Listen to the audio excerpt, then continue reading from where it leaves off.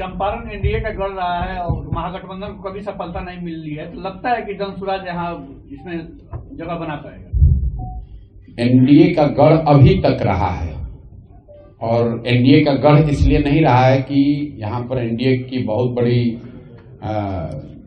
समर्थन उनके लिए है। एनडीए का गढ़ होने की वजह एक ये रही है कि यहाँ के लोग के पास विकल्प नहीं रहा है और खासकर पश्चिम चंपारण जैसे जिले में जहां पर राजद के शासनकाल के दौरान लोगों ने बहुत जंगल राज का एक बहुत विभत्स रूप पश्चिम चंपारण में देखा है, तो किसी भी हालत में लोग यहाँ राजद से जुड़े हुए दलों को वोट नहीं देना चाहते हैं। उसी का फायदा यहाँ पर एनडीए जैसे गठबंधनों को मिलता रहा है, जिनके नेताओं ने जनता को यहाँ एक तरीके से टेकन फॉर ग्रांटेड कर लिया है। उनको मालूम है कि राजद को तो लोग वोट देंगे नहीं, क्योंकि वो वापस जंगल राज का वो विभत्स चेहरा देखना नहीं चाहते हैं, तो मजबूरी में लोग उन्हीं को वोट देते रहे। लेकिन जैसे ही अभी जनसुराज का विकल्प जनता के सामने आएगा, अब देखेंगे कि चंपारण में जनसुराज को बहुत बड़ी सफलता मिलेगी। इनफैक्ट मुझे ऐसा लगता है कि जनसुराज की जो राज्य स्तर पर जो भी परिणाम हो, उसमें चंपारण का परिणाम सबसे बेहतर होगा। आज की जो सभा है, क्या यह चुनावी सभा मानी जाए और हुंकार मानी जाए जनसुराज की और प्रशांत किशोर की? नहीं, ये जनसुराज दल बनने के बाद जो राजनीतिक कार्यकर्ता सहयोगी जुड़े हुए हैं, ये उनकी ताकत है, ये उनका प्रयास है। प्रशांत किशोर तो जैसा कि आपने देखा आपके जिले में, हम तो 5, 10, 20, 25, 50 आदमी के साथ पैदल चले हैं, गांव गए हैं। टोटल 55 दिन हम यहाँ पर पैदल चले हैं। तब तो इतनी कोई दल नहीं था, इतना बड़ा संगठन नहीं था, तब तो इस सिर्फ विचार को, इस प्रयास को लेकर ही हम लोग गांव गए थे। अब उसका जो संगठनात्मक स्वरूप बन गया है, उन लोगों की ऐसी इच्छा रही है, सिर्फ चंपारण में ही नहीं, जो लोग भी अब दल से जुड़ गए हैं, वो राजनीतिक बैठक की बात उन्होंने करी है। अभी तक चंपारण के साथी ही पटना जाते हैं या कोई बैठक होती वहां आते हैं, हम लोग यहाँ नहीं आ रहे थे।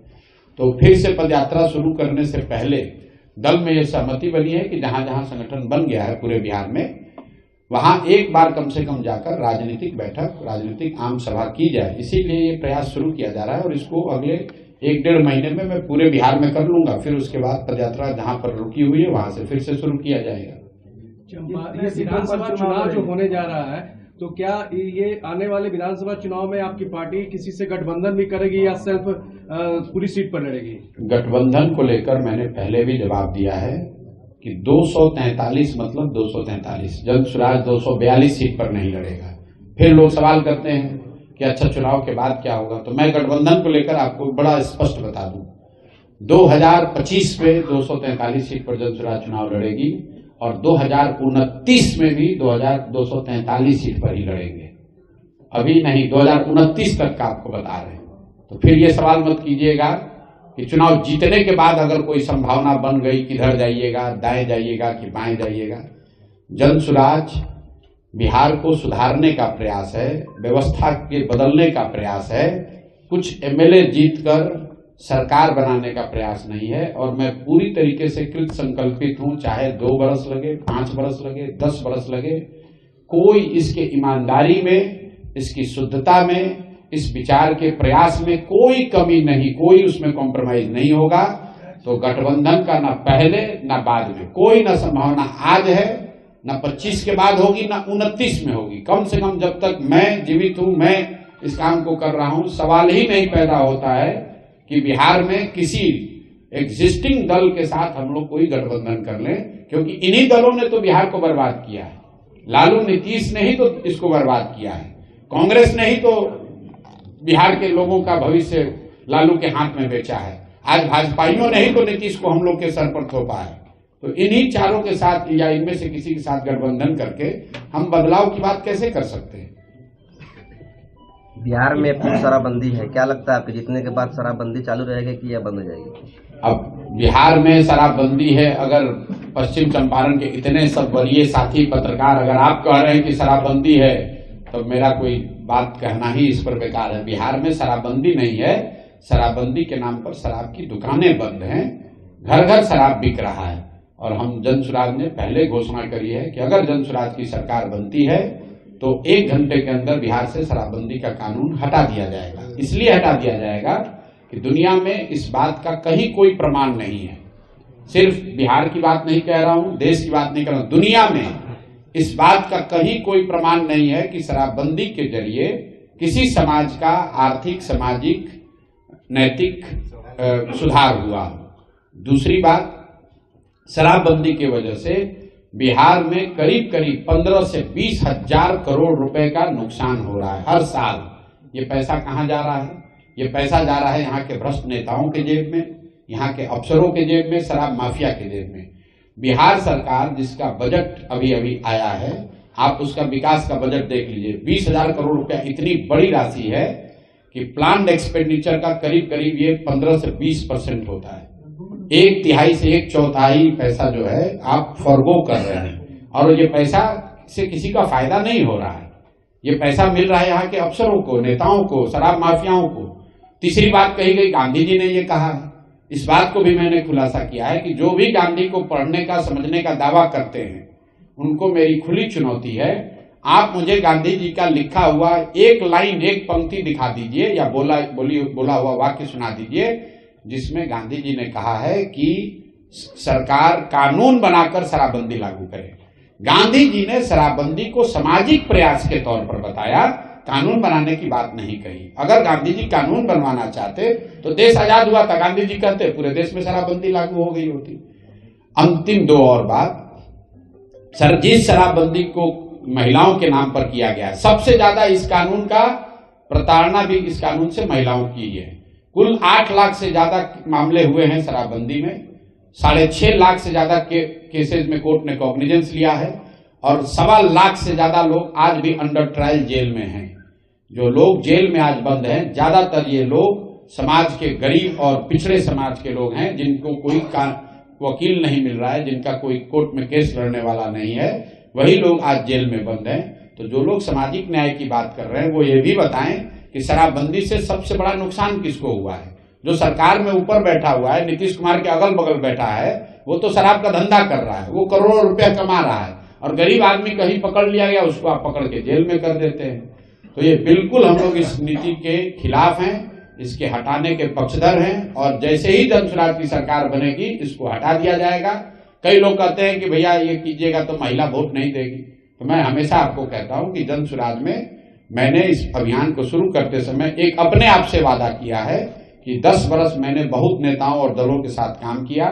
कई बार हम लोग जानते हैं कि ये बात गलत है, फिर भी वोट के लिए वो बात बोली जाती है, लेकिन इस अभियान में मैंने ये संकल्प लिया है कि मुझे जो बात सही लगेगी मैं बोलूंगा वही। आपको अच्छा लगे तो जुड़िए, नहीं अच्छा लगता है तो कोई बात नहीं है, लेकिन उस पर कोई कॉम्प्रोमाइज होने वाला नहीं है।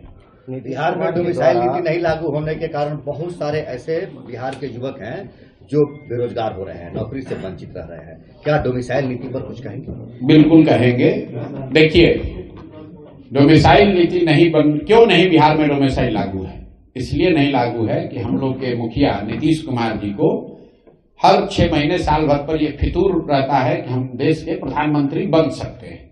तो उनको लगता है कि दूसरे राज्यों के 10, 20, 50 बच्चों को भी अगर नौकरी यहाँ मिलेगी तो दूसरे राज्य में लोग जाकर कहेगा कि भाई नीतीश कुमार बहुत अच्छा सरकार चला रहा है, वहां हमको वोट मिलेगा।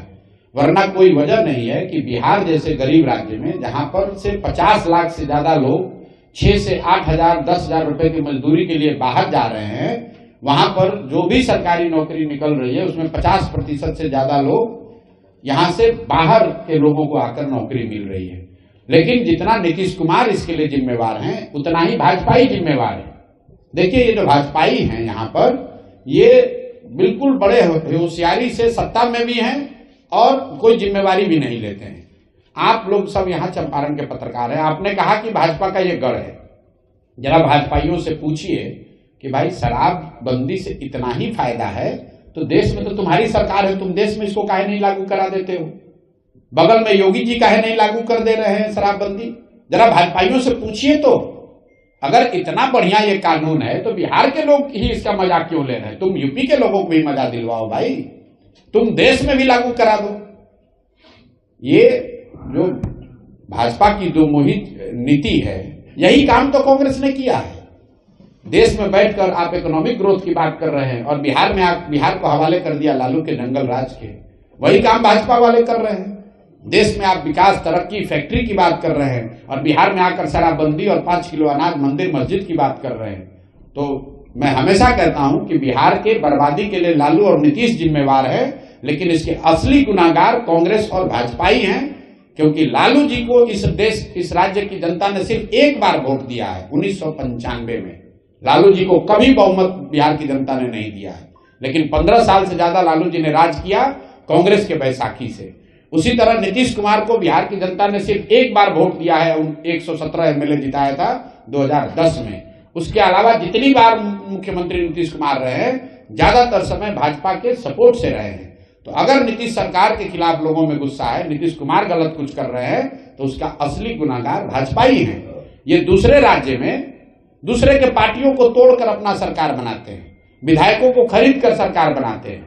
बिहार में ऐसा कैसे है कि इनका 75 विधायक है, सामने से नीतीश कुमार का 42 विधायक है और नीतीश कुमार मुख्यमंत्री है। सामाजिक समीकरण के नाम पर कि 12 गो एमपी का समर्थन दिल्ली में मिलता रहे, बिहार के बच्चे अगर भोग रहे हैं तो भोगें, बिहार के बच्चे पलायन कर रहे हैं, इनको कोई उसकी चिंता नहीं है। मोदी जी आए कह रहे हैं कि बिहार का लाडला मुख्यमंत्री है। ये नहीं कहा कि यही लाडला, हम तो अपील कर रहे हैं आपके जरिए भाजपाइयों को, माननीय मुख्य प्रधानमंत्री मोदी जी को, कि अगली बार जब अमित शाह जी और मोदी जी आए तो उनको ये घोषणा करनी चाहिए कि यही लाडले व्यक्ति अगले 5 वर्ष भी मुख्यमंत्री रहेंगे। वो घोषणा कर दें। चंपारण में अगर एक सीट पर भाजपा न हारी तो आप हमसे पूछ लीजिएगा, खाली ये घोषणा कर दें। ये लोग नीतीश को आगे मुखौटा बनाकर किसी तरह वोट लेना चाहते हैं, जीतने के बाद नीतीश का भी गला काटेंगे और इस बार अपना मुख्यमंत्री बनाएंगे। नीतीश कुमार के द्वारा प्रधानमंत्री नरेंद्र मोदी के पैर छूने पर आपने बिहारियों के अपमान बताया था। बिल्कुल बताया था। देखिए, पैर छूना हम लोग की सामाजिक सभ्यता का हिस्सा है। आप अपने से बड़े व्यक्ति का या जिसको भी आप सम्मान देते हैं उसका अगर पैर छूते हैं उससे कोई दिक्कत नहीं है। लेकिन नीतीश कुमार पार्लियामेंट में, देश के संसद में जहां शपथ विधि चल रही हो या जहां पर सरकार का एक फॉर्मल मीटिंग चल रहा है, वहां पर खड़े होकर प्रधानमंत्री का पैर छू रहे हैं, तो वो सिर्फ नीतीश कुमार व्यक्ति और नरेंद्र मोदी का मामला नहीं है। वो बिहार के मुख्यमंत्री हैं, 13 करोड़ लोगों को रिप्रेजेंट कर रहे हैं। वहां पर सारे राज्यों के मुख्यमंत्री हैं। क्या किसी दूसरे ने पैर छुआ नीतीश मोदी जी का? आपको व्यक्तिगत श्रद्धा है, जाकर पैर छुइए, लेकिन आप बिहार के मुख्यमंत्री के नाते देश के संसद में खड़े होकर अगर प्रधानमंत्री का पैर छू रहे हैं तो यही दिखा रहा है कि अपना कुर्सी पर बैठे रहने के लिए नीतीश कुमार पैर क्या छुएंगे, पैर पे बैठ भी जाएंगे। नीतीश कुमार की जो आज दशा है, वो तो मुख्यमंत्री बने रहने के लिए कुछ भी करने को तैयार है। आपने कभी सुना कि नीतीश कुमार ने कहा कि भाई चीनी मिल सब चालू हो जाएगा तब हम समर्थन देंगे? अभी तो पूरे देश में यही चर्चा है ना कि नीतीश जी के समर्थन से ही देश में सरकार चल रही। नीतीश जी भाजपा के प्रधानमंत्री के बगल में बैठते हैं चंद्रबाबू नायडू के साथ। क्या नीतीश कुमार ने कहा कि वक्त पे कानून बनेगा तो मैं समर्थन वापस ले लूंगा? क्या नीतीश कुमार ने कहा कि अगर चीनी मिल चालू नहीं होगा तो मैं समर्थन वापस ले लूंगा? तो नीतीश कुमार को बिहार की फैक्ट्री की बात नहीं करनी है, मुसलमानों के साथ यहाँ जो गलत हो रहा है उसकी बात नहीं करनी है। उनको बात करनी है, भैया हमें मुख्यमंत्री बना दो, हम तुम्हें समर्थन दे देंगे। क्या लग रहा है, चुनाव में फिर पलटी मारेंगे? कहां पलट के कहां जाएंगे? नीतीश कुमार को कहां दम है कि पलट के कहीं जाए? वो तो नीतीश कुमार पलटी जीतने के बाद करते हैं। एक चीज आप लोग को ध्यान नहीं है, नीतीश कुमार अपने पूरे जीवन में कभी भी एक बार छोड़कर, जब उनका चुनाव मैंने लड़ाया था, अगर 2015 को छोड़ दीजिए तो नीतीश कुमार आज तक अपने पूरे जीवन में भाजपा के बगैर चुनाव नहीं लड़े हैं।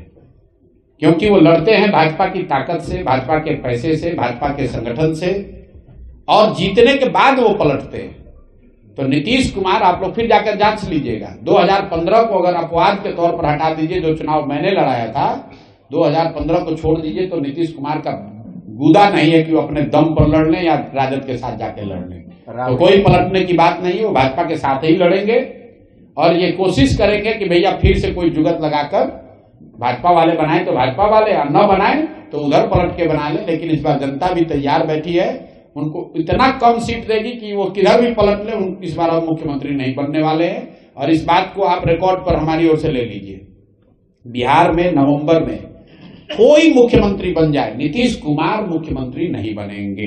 अगर बन जाए तो आप हमको पकड़िएगा, हम अपना अभियान वापस ले लेंगे। नीतीश कुमार मुख्यमंत्री बनने वाले नहीं।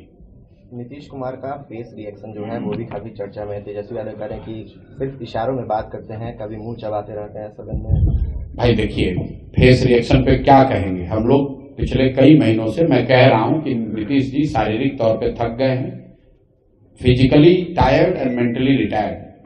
नीतीश कुमार जी की मानसिक स्थिति ऐसी नहीं है कि वो इस राज्य के मुख्यमंत्री बने रहे, लेकिन ये दुर्भाग्य है इस राज्य का, और कहीं न कहीं भाजपा इसके लिए दोषी है। उनको मालूम है, ये बात सबसे पहले हमने नहीं कही, तेजस्वी यादव ने नहीं कही। सबसे पहले इस बात को नवंबर 2023 में भाजपा के यहाँ के सबसे बड़े नेता सुशील मोदी जी ने सदन के बाहर कहा कि नीतीश कुमार जी को कोई गंभीर मानसिक बीमारी है। ये हमने नहीं कहा, ये सुशील मोदी जी ने कहा है। उसके बावजूद अगर कोई मानसिक तौर पर बीमार व्यक्ति को आप मुख्यमंत्री बनाकर थोपे हुए हैं बिहार पर, तो इसीलिए मैंने कहा कि गुनाहगार कौन है। गुनाहगार कौन है आप देख लीजिए। हम तो आपको कैमरे पर चुनौती दे रहे हैं। नीतीश कुमार, रोग की बात छोड़ दीजिए, अपने मंत्री परिषद के सदस्यों का खाली नाम बता दें, बाकी बात छोड़िए। बिहार की समस्या, विभाग में क्या हो रहा है नहीं हो रहा है सब छोड़िए। अगर विभाग के सभी मंत्रियों का नाम बिना कागज देखे बता दें तो मैं मान लूंगा कि वो स्वस्थ है और 5 साल उन्हीं को मुख्यमंत्री होना चाहिए। नीतीश कुमार अपने विभाग के मंत्री परिषद के साथियों का नाम तक नहीं बता सकते हैं, और पटना में या जो लोग भी नीतीश कुमार के इर्द गिर्द हो रही घटनाओं को गंभीरता से देख समझ रहे हैं, वो सब बात ये जानते हैं कि नीतीश कुमार की अभी मानसिक स्थिति ऐसी नहीं है। उनको तो ये याद नहीं रह रहा है कि किस जिला में हम जा रहे हैं। वो 4 बार जब अधिकारी बताते हैं तो उनको लगता है कि भैया हम पश्चिम चंपारण में है, नहीं तो इसको कुछ दूसरा जिला भी बता दें तो कोई दिक्कत नहीं है। और आप देखिएगा चुनाव में ये दिखेगा अभी आपको। अभी तो मुख्यमंत्री हैं तो बहुत घेरे में है, कोई बात नहीं कर सकता है, ढाक तोड़ के उनको पब्लिक के सामने लाया जा रहा है। लेकिन जैसे ही चुनाव प्रचार शुरू होगा और जनता में आकर भाषण देना पड़ेगा, बोलना पड़ेगा, अपनी बात रखनी पड़ेगी, पत्रकार सवाल करेंगे, तो आपको जो मैं कह रहा हूं ये आपको दिखेगा। आपकी पार्टी को लोग क्यों वोट दें? हमारी पार्टी को तो पहली बात, ये हमारी पार्टी नहीं है, ये जनता ने मिलकर बनाया है। वोट इसलिए दें कि 30-35 साल से विकल्प के अभाव में लालू के डर से भाजपा और भाजपा के डर से लालू को देने की जो राजनीतिक बंधुआ मजदूरी है वो खत्म हो। जन सुराज को लोग वोट इसलिए दें कि देश का सबसे गरीब, पिछड़ा, बेरोजगारी वाला राज्य बिहार भी आगे बढ़ने की सोच सके। लोग जन सुराज को वोट इसलिए दें कि यहाँ के 60 साल से ऊपर सभी महिला पुरुष को 2000 रुपए का पेंशन मिल सके। यहाँ के लोग जन सुराज को वोट इसलिए दें कि 2025 के बाद जब छठ में लोग यहाँ वापस आए तो 5-10 हजार रुपए की मजदूरी के लिए उनको बाहर नहीं जाना पड़े। लोग वोट इसलिए दें कि मनरेगा से कृषि को जोड़ा जाए ताकि बिहार का किसान भी पंजाब और हरियाणा के किसान की तरह समृद्ध बन सके। लोग वोट इसलिए दें कि यहाँ विद्यालय से खिचड़ी बंटना बंद हो, सही में पढ़ाई की शुरुआत हो और गरीब से गरीब का बच्चा भी बढ़िया अंग्रेजी स्कूल में पढ़ सके, ये व्यवस्था बने। इसलिए जन सुराज को वोट दें। सिर्फ भाजपा से डरकर लालू को वोट न देते रहें, लालू से डरकर भाजपा को वोट न देते रहें, और विकल्प नहीं होने की वजह से 30-35 बरस से जो आपकी राजनीतिक बंधुआ मजदूरी है उससे आजादी के लिए जन सुराज को वोट दें।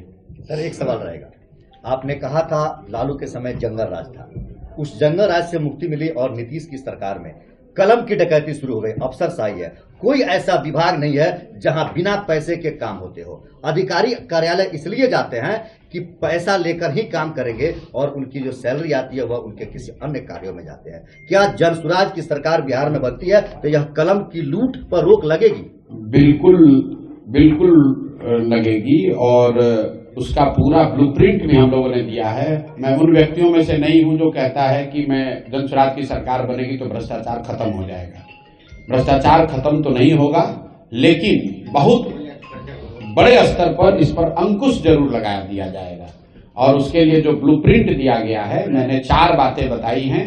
दुनिया में जहां कहीं भी, जिन देशों में भी भ्रष्टाचार पर अंकुश लगाया गया, दुनिया के जो सबसे ईमानदार देश हैं, जो सबसे ईमानदार व्यवस्था है, फिनलैंड है, स्वीडन है, डेनमार्क है, न्यूजीलैंड है, उन व्यवस्थाओं को अगर आप ध्यान से जाकर देखिएगा, वहां पर लोगों ने वहां की व्यवस्था में 4 बात को किया है। पहला बात, लोगों ने ईमानदार प्रत्याशियों को चुनकर भेजा है। दूसरी बात, सब बहुत बड़े पैमाने पर सरकारों ने सत्ता और संसाधन का विकेंद्रीकरण किया है। तो हम लोग यहाँ चाहते हैं, इसीलिए जन स्वराज का नारा है सही लोग, मजबूत आदमी नहीं, गलत आदमी नहीं, चाहे कमजोर व्यक्ति हो लेकिन ईमानदार हो, सही हो, उसको ही चुनाव में हम लोग उतारेंगे। दूसरी बात, अगर जन स्वराज की सरकार बनती है तो बड़े पैमाने पर सत्ता और संसाधन का विकेंद्रीकरण होगा। कम से कम 1/3 विकास की राशि पंचायती राज व्यवस्था के चुने हुए प्रतिनिधियों के जरिए खर्च की जाए। तीसरी बात, जन भागीदारी, जो भी योजना बनती है उसमें जनता को पता तो चले कि उनका अधिकार क्या है। और चौथा जो उसका पिलर है, बड़े पैमाने पर टेक्नोलॉजी का प्रयोग। जैसे आप देखिए, सरकार यहां जबरदस्ती स्मार्ट मीटर लगा रही है बिजली का। किसी ने नहीं पूछा कि भाई जब तुम नल जल योजना बना रहे थे, अगर तुमने नल जल योजना में स्मार्ट मीटर लगा दिया होता तो पटना में बैठे बैठे पता चलता कि कौन सा मोटर ऑन हुआ, कितना पानी निकला, किसने कितना पानी कंज्यूम किया, तो वो तो भ्रष्टाचार पूरा उसमें कम हो जाता। अभी सरकार को पता ही नहीं कि कितना नल जल योजना कब चल रही है कि नहीं चल रही है। तो ये 4 जो सिद्धांत हैं, राजनीतिक लड़ाई में, लोकतांत्रिक लड़ाई में शुचिता आए, इसके लिए अच्छे लोगों का चुनाव, जो लोग चुनकर आए, व्यवस्था बने, उसमें बड़े स्तर पर सत्ता और संसाधन का विकेंद्रीकरण, तीसरा जन भागीदारी, और चौथा बड़े पैमाने पर टेक्नोलॉजी का प्रयोग। इन 4 चीजों से बिहार में बहुत बड़े स्तर पर भ्रष्टाचार पर अंकुश लगाया जा सकेगा। इसलिए नहीं कि मैं कह रहा हूं, क्योंकि दुनिया में इस बात का प्रमाण है कि जिन देशों में भी, जिन राज्यों में भी भ्रष्टाचार पर अंकुश लगाया गया है, वो इन्हीं 4 माध्यमों से ये अंकुश लगाया जा सका है। नीतीश कुमार के बेटे निशांत कर सकते हैं या दूसरे पार्टी छोड़ दिया जाता है, वही अच्छा है क्या है? अच्छे लोगों का मतलब ये है कि आप बालू माफिया नहीं है। अच्छे लोगों का मतलब ये है कि आप शराब माफिया नहीं है। अच्छे लोगों का मतलब ये नहीं है कि आप सिर्फ इसलिए चुनाव लड़ रहे हैं क्योंकि आपके बाबूजी विधायक और मंत्री थे। अच्छे लोगों का मतलब ये नहीं है कि आप इसलिए चुनाव लड़ने के अधिकारी हैं क्योंकि आपके जाति की सबसे बड़ी संख्या उस विधानसभा में है। अच्छे लोगों का मतलब ये है जिसको समाज में कम से कम लोग ये कहते हैं कि नहीं, आदमी कमजोर है, अच्छा है, लेकिन समाज के लिए कुछ करने वाले हैं, कुछ करने की सोच रखते हैं, कर पाए न कर पाए लेकिन करने की सोच रखते हैं। अब आप कहिएगा कि आपके भी दल में बहुत लोग जुड़ा हुआ है, दूसरे दल से आया है, उसका अच्छा का कौन गारंटी लेगा? तो पहले दिन से हम कह रहे हैं कि कोई इसकी गारंटी नहीं ले सकता है। हमारे पास कोई दूरबीन नहीं है कि हम देख के बता दें कौन अच्छा कौन खराब, लेकिन इतना जरूर कह सकते हैं कि जो लोग हमारे इर्द गिर्द हैं, जो इन लोगों को जिम्मेवारी दी गई है, जिनको चुनाव लड़ाया गया है, वो ज्यादातर लोग, 1-2 गलती हो सकता है कहीं, ज्यादातर लोग दूसरे दलों के मुकाबले या जो यहाँ समाज में स्थिति है उसके मुकाबले आपको स्वच्छ और समाज के लिए अच्छी सोच रखने वाले लोग होंगे। कोई भी व्यवस्था परफेक्ट नहीं है। आज ऐसा नहीं है कि राजद में, भाजपा में, जदयू में कोई ईमानदार नहीं है, लेकिन आप उनसे जाकर पूछिए कि भाई तुम्हारा क्या हाल है, तो क्या कहता है कि भैया क्या करें, व्यवस्था ऐसा है कि हम लोग भी, ईमानदार आदमी को भी चोरी करना पड़ता है। तो हम जन स्वराज जो व्यवस्था बना रही है कि कम से कम जन स्वराज में से जुड़े हुए लोगों में इतने अच्छे लोग जरूर रहें कि कुछ गलत आ भी जाए तो गलत कर ना पाए। ये इसका सिद्धांत है। चुनाव में आएंगे सर, बिहार के वासियों के साथ हमेशा धोखा होता है।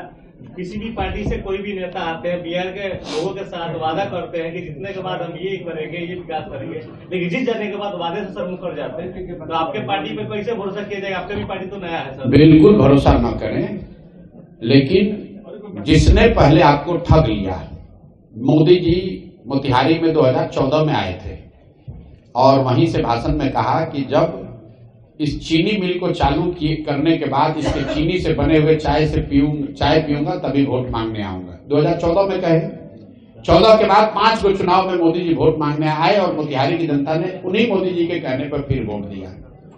तो भैया वो तो नोन है कि इन्होंने धोखा दिया। उसके मुकाबले जन स्वराज है जो अच्छा भी कर सकती है, धोखा भी दे सकती है, मान लिया बात को।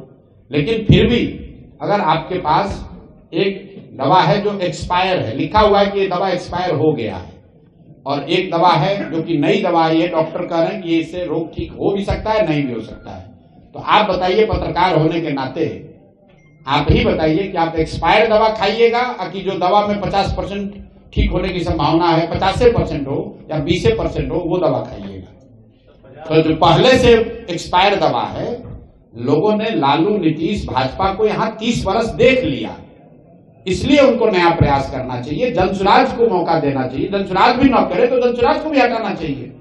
लोकतंत्र में आपको 5 वर्ष में मौका आता है। आप कह रहे हैं कि नेता लोग ठग रहा है, तो भाई जो नेता ठग रहा है उसको दोबारा मत चुनो। जनसुराज वाले कितना दिन ठग लेंगे? 5 ही साल तो ठगेंगे। बिहार की दुर्दशा तो 75 साल से है, कम से कम 35 साल से तो लालू नीतीश ही आप कर रहे हैं। दक्षिण के जिन राज्यों में आपके हमारे बच्चे जाकर मजदूर बने हुए हैं, तमिलनाडु में, केरल में, कर्नाटक में, आंध्र प्रदेश में और तेलंगाना में, जिन राज्यों में सबसे ज्यादा आर्थिक तरक्की अभी हो रही है, उन राज्यों में कोई आदमी 10 साल से ज्यादा मुख्यमंत्री नहीं बना है। वो दक्षिण के राज्य क्यों तरक्की कर रहे हैं? क्योंकि जो भी मुख्यमंत्री बनता है, जो भी दल सत्ता में आता है, उन पर यह दबाव होता है कि हम काम नहीं करेंगे, जनता हटा देगी। तो जनसुराज को भी आप चुनिए सिर्फ 5 वर्ष के लिए, 5 वर्ष के लिए मौका दीजिए। अगर ये लोग भी, जनसुराज वाले भी काम नहीं करते हैं, तो इनको भी झाड़ू मारकर बाहर भगाइए, तभी सुधार होगा। किसी एक दल को आप लगातार वोट देते रहेंगे तो वो दल चाहे भाजपा हो, जदयू हो, जनसुराज हो, राजद हो, कांग्रेस हो, वो आपको टेकन फॉर ग्रांटेड ले लेंगे, आपका काम नहीं करेंगे। तो जनसुराज, जो मैंने आपको कहा, सबसे पहले क्यों वोट जनसुराज को पड़ना चाहिए? क्योंकि जनसुराज के प्रयास से आपके हमारे सामने एक नया विकल्प आ रहा है। आपकी राजनीतिक बंधुआ मजदूरी खत्म हो रही है। जिन नेताओं ने 5 साल आपका फोन नहीं उठाया, इस दम्भ में कि जाओगे कहां, वोट तो हम ही को देना पड़ेगा, आज आपके पास, बिहार की जनता के पास वो अवसर आया है। आप उसको समुचित जवाब दीजिए, भाषणों से नहीं, धरने से नहीं, बल्कि वोट की चोट पहुंचाइए। आप देख रहे हैं कि पटना में जो लोग जा रहे हैं, उनको लाठी मार रहा है। वही लोग वापस गांव में आते हैं, फिर सोचते हैं भैया तो लालू जी को वोट दे नहीं सकते हैं, तो चलो नीतीश को दो। जिस नीतीश ने लाठी चलवाया आपके भाई पर, आपके दोस्त पर, आपके परिवारजनों पर, उसी को आप मजबूरी में वोट देते हैं। जनसुराज के रहने की वजह से अब आपके पास विकल्प है कि जिसने आपके बच्चों का पेपर लीक किया, जिसने आपके बच्चों का नौकरी बेचा, उस नीतीश कुमार को और भाजपा को आपको वोट नहीं देना है, क्योंकि लालू का डर नहीं, आपके पास एक तीसरा विकल्प है। इसी तरह जिन मुसलमानों को लालू जी ने बंधुआ मजदूर बनाकर 20 वर्ष से वोट लिया, कोई काम नहीं किया, मुसलमानों के पास आज विकल्प है कि भाजपा के डर से हमको लालटेन में किरासन तेल बनकर नहीं जलना है, हमारे पास जनसुराज है, हम जनसुराज को वोट दे सकते हैं। तो विकल्प नहीं होने की वजह से जो आपकी राजनीतिक बंधुआ मजदूरी थी, वो खत्म हो रहा है। इसलिए आपको जनसुराज के लिए वोट देना चाहिए। जनसुराज काम क्या करेगा, उसमें लोग कैसे हैं, उसका प्रोग्राम क्या है, ये सब तो विषय है, लेकिन सबसे बड़ा विषय ये है कि हम लोग की राजनीतिक बंधुआ मजदूरी खत्म हो। देश को आजादी मिल गई, लेकिन बिहार में लोगों को राजनीतिक आजादी अभी भी नहीं मिली हुई है, और उस आजादी के प्रयास में सबसे बड़ा योगदान अभी जनसुराज का है। पहला दल है जो पिछले 3 वर्ष में सब समाज के वर्गों को लेकर एक नया विकल्प आपके सामने दे रहा है। इसलिए बिहार की जनता को आपको इसके साथ खड़ा होना चाहिए। क्या लग रहा है निशांत को बिहार विधानसभा चुनाव में लाया जाएगा? मेरा एक अपना व्यक्तिगत सिद्धांत है, जो लोग राजनीति में नहीं है, मैं उन पर टीका टिप्पणी नहीं करता हूं। लालू जी के जो बच्चे राजनीति में नहीं है, मैं उन पर टीका टिप्पणी नहीं करता हूं। नीतीश जी के लड़के जो है वो राजनीति में नहीं है। ये आपका विषय है कि आप उन पर क्या बात कर रहे हैं, मेरा विषय नहीं है। हमारे लिए नीतीश जी राजनीति में है, वो मुख्यमंत्री, हम उन पर बात करेंगे, उनकी नीतियों पर बात करेंगे, उनके काम या सफलता असफलता पर बात करेंगे। उनके बच्चे क्या कह रहे हैं, उनके प्राइवेट लाइफ में क्या हो रहा है, ये मेरा विषय नहीं है। दिल्ली में कांग्रेस और भाजपा के अलावा दिल्ली वासियों के लिए कोई विकल्प नहीं था। एक अरविंद केजरीवाल आए, 10 साल सत्ता में रहे। दिल्ली में क्या हुआ, उस परिदृश्य में आप अपनी पार्टी को कैसे देख रहे हैं? दिल्ली में क्या हुआ, कम से कम वहां की जनता के पास 3 विकल्प है। जनता लोकतंत्र के हिसाब से उनको 10 साल का मौका दिया।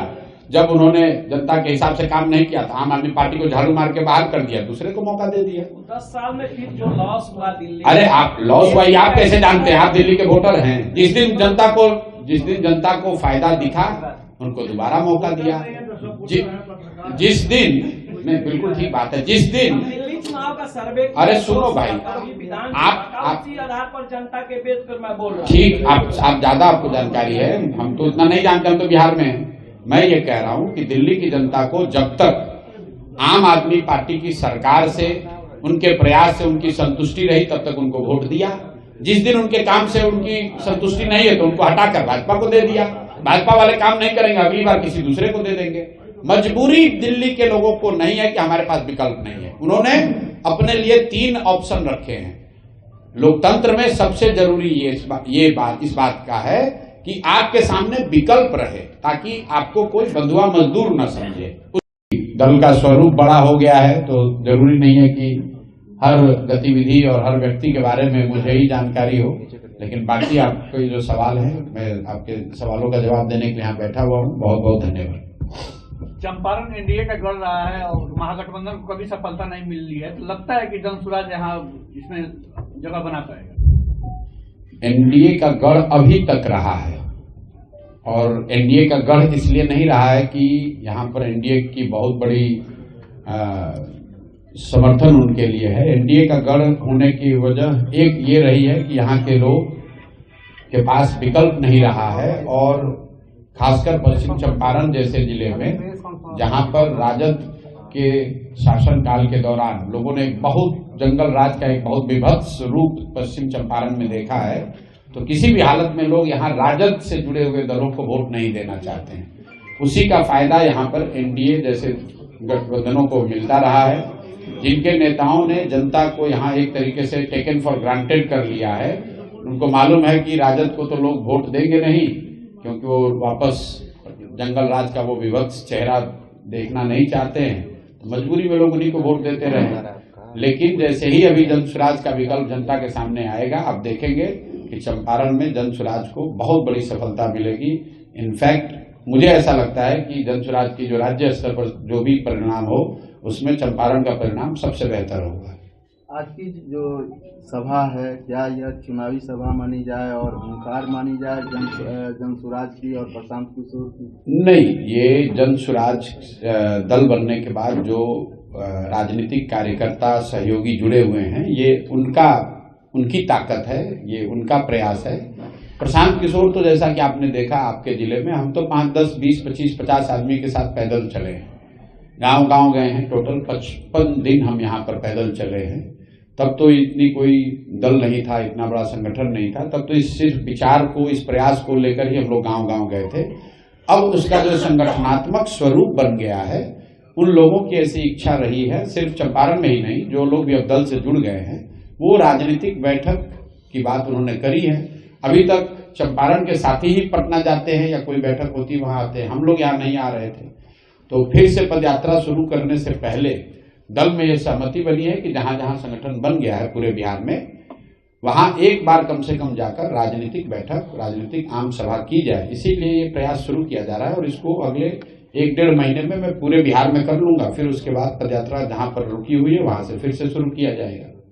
ये विधानसभा चुनाव जो होने जा रहा है, तो क्या ये आने वाले विधानसभा चुनाव में आपकी पार्टी किसी से गठबंधन भी करेगी या सिर्फ पूरी सीट पर लड़ेगी? गठबंधन को लेकर मैंने पहले भी जवाब दिया है कि 243 मतलब 243, जनसुराज 242 सीट पर नहीं लड़ेगा।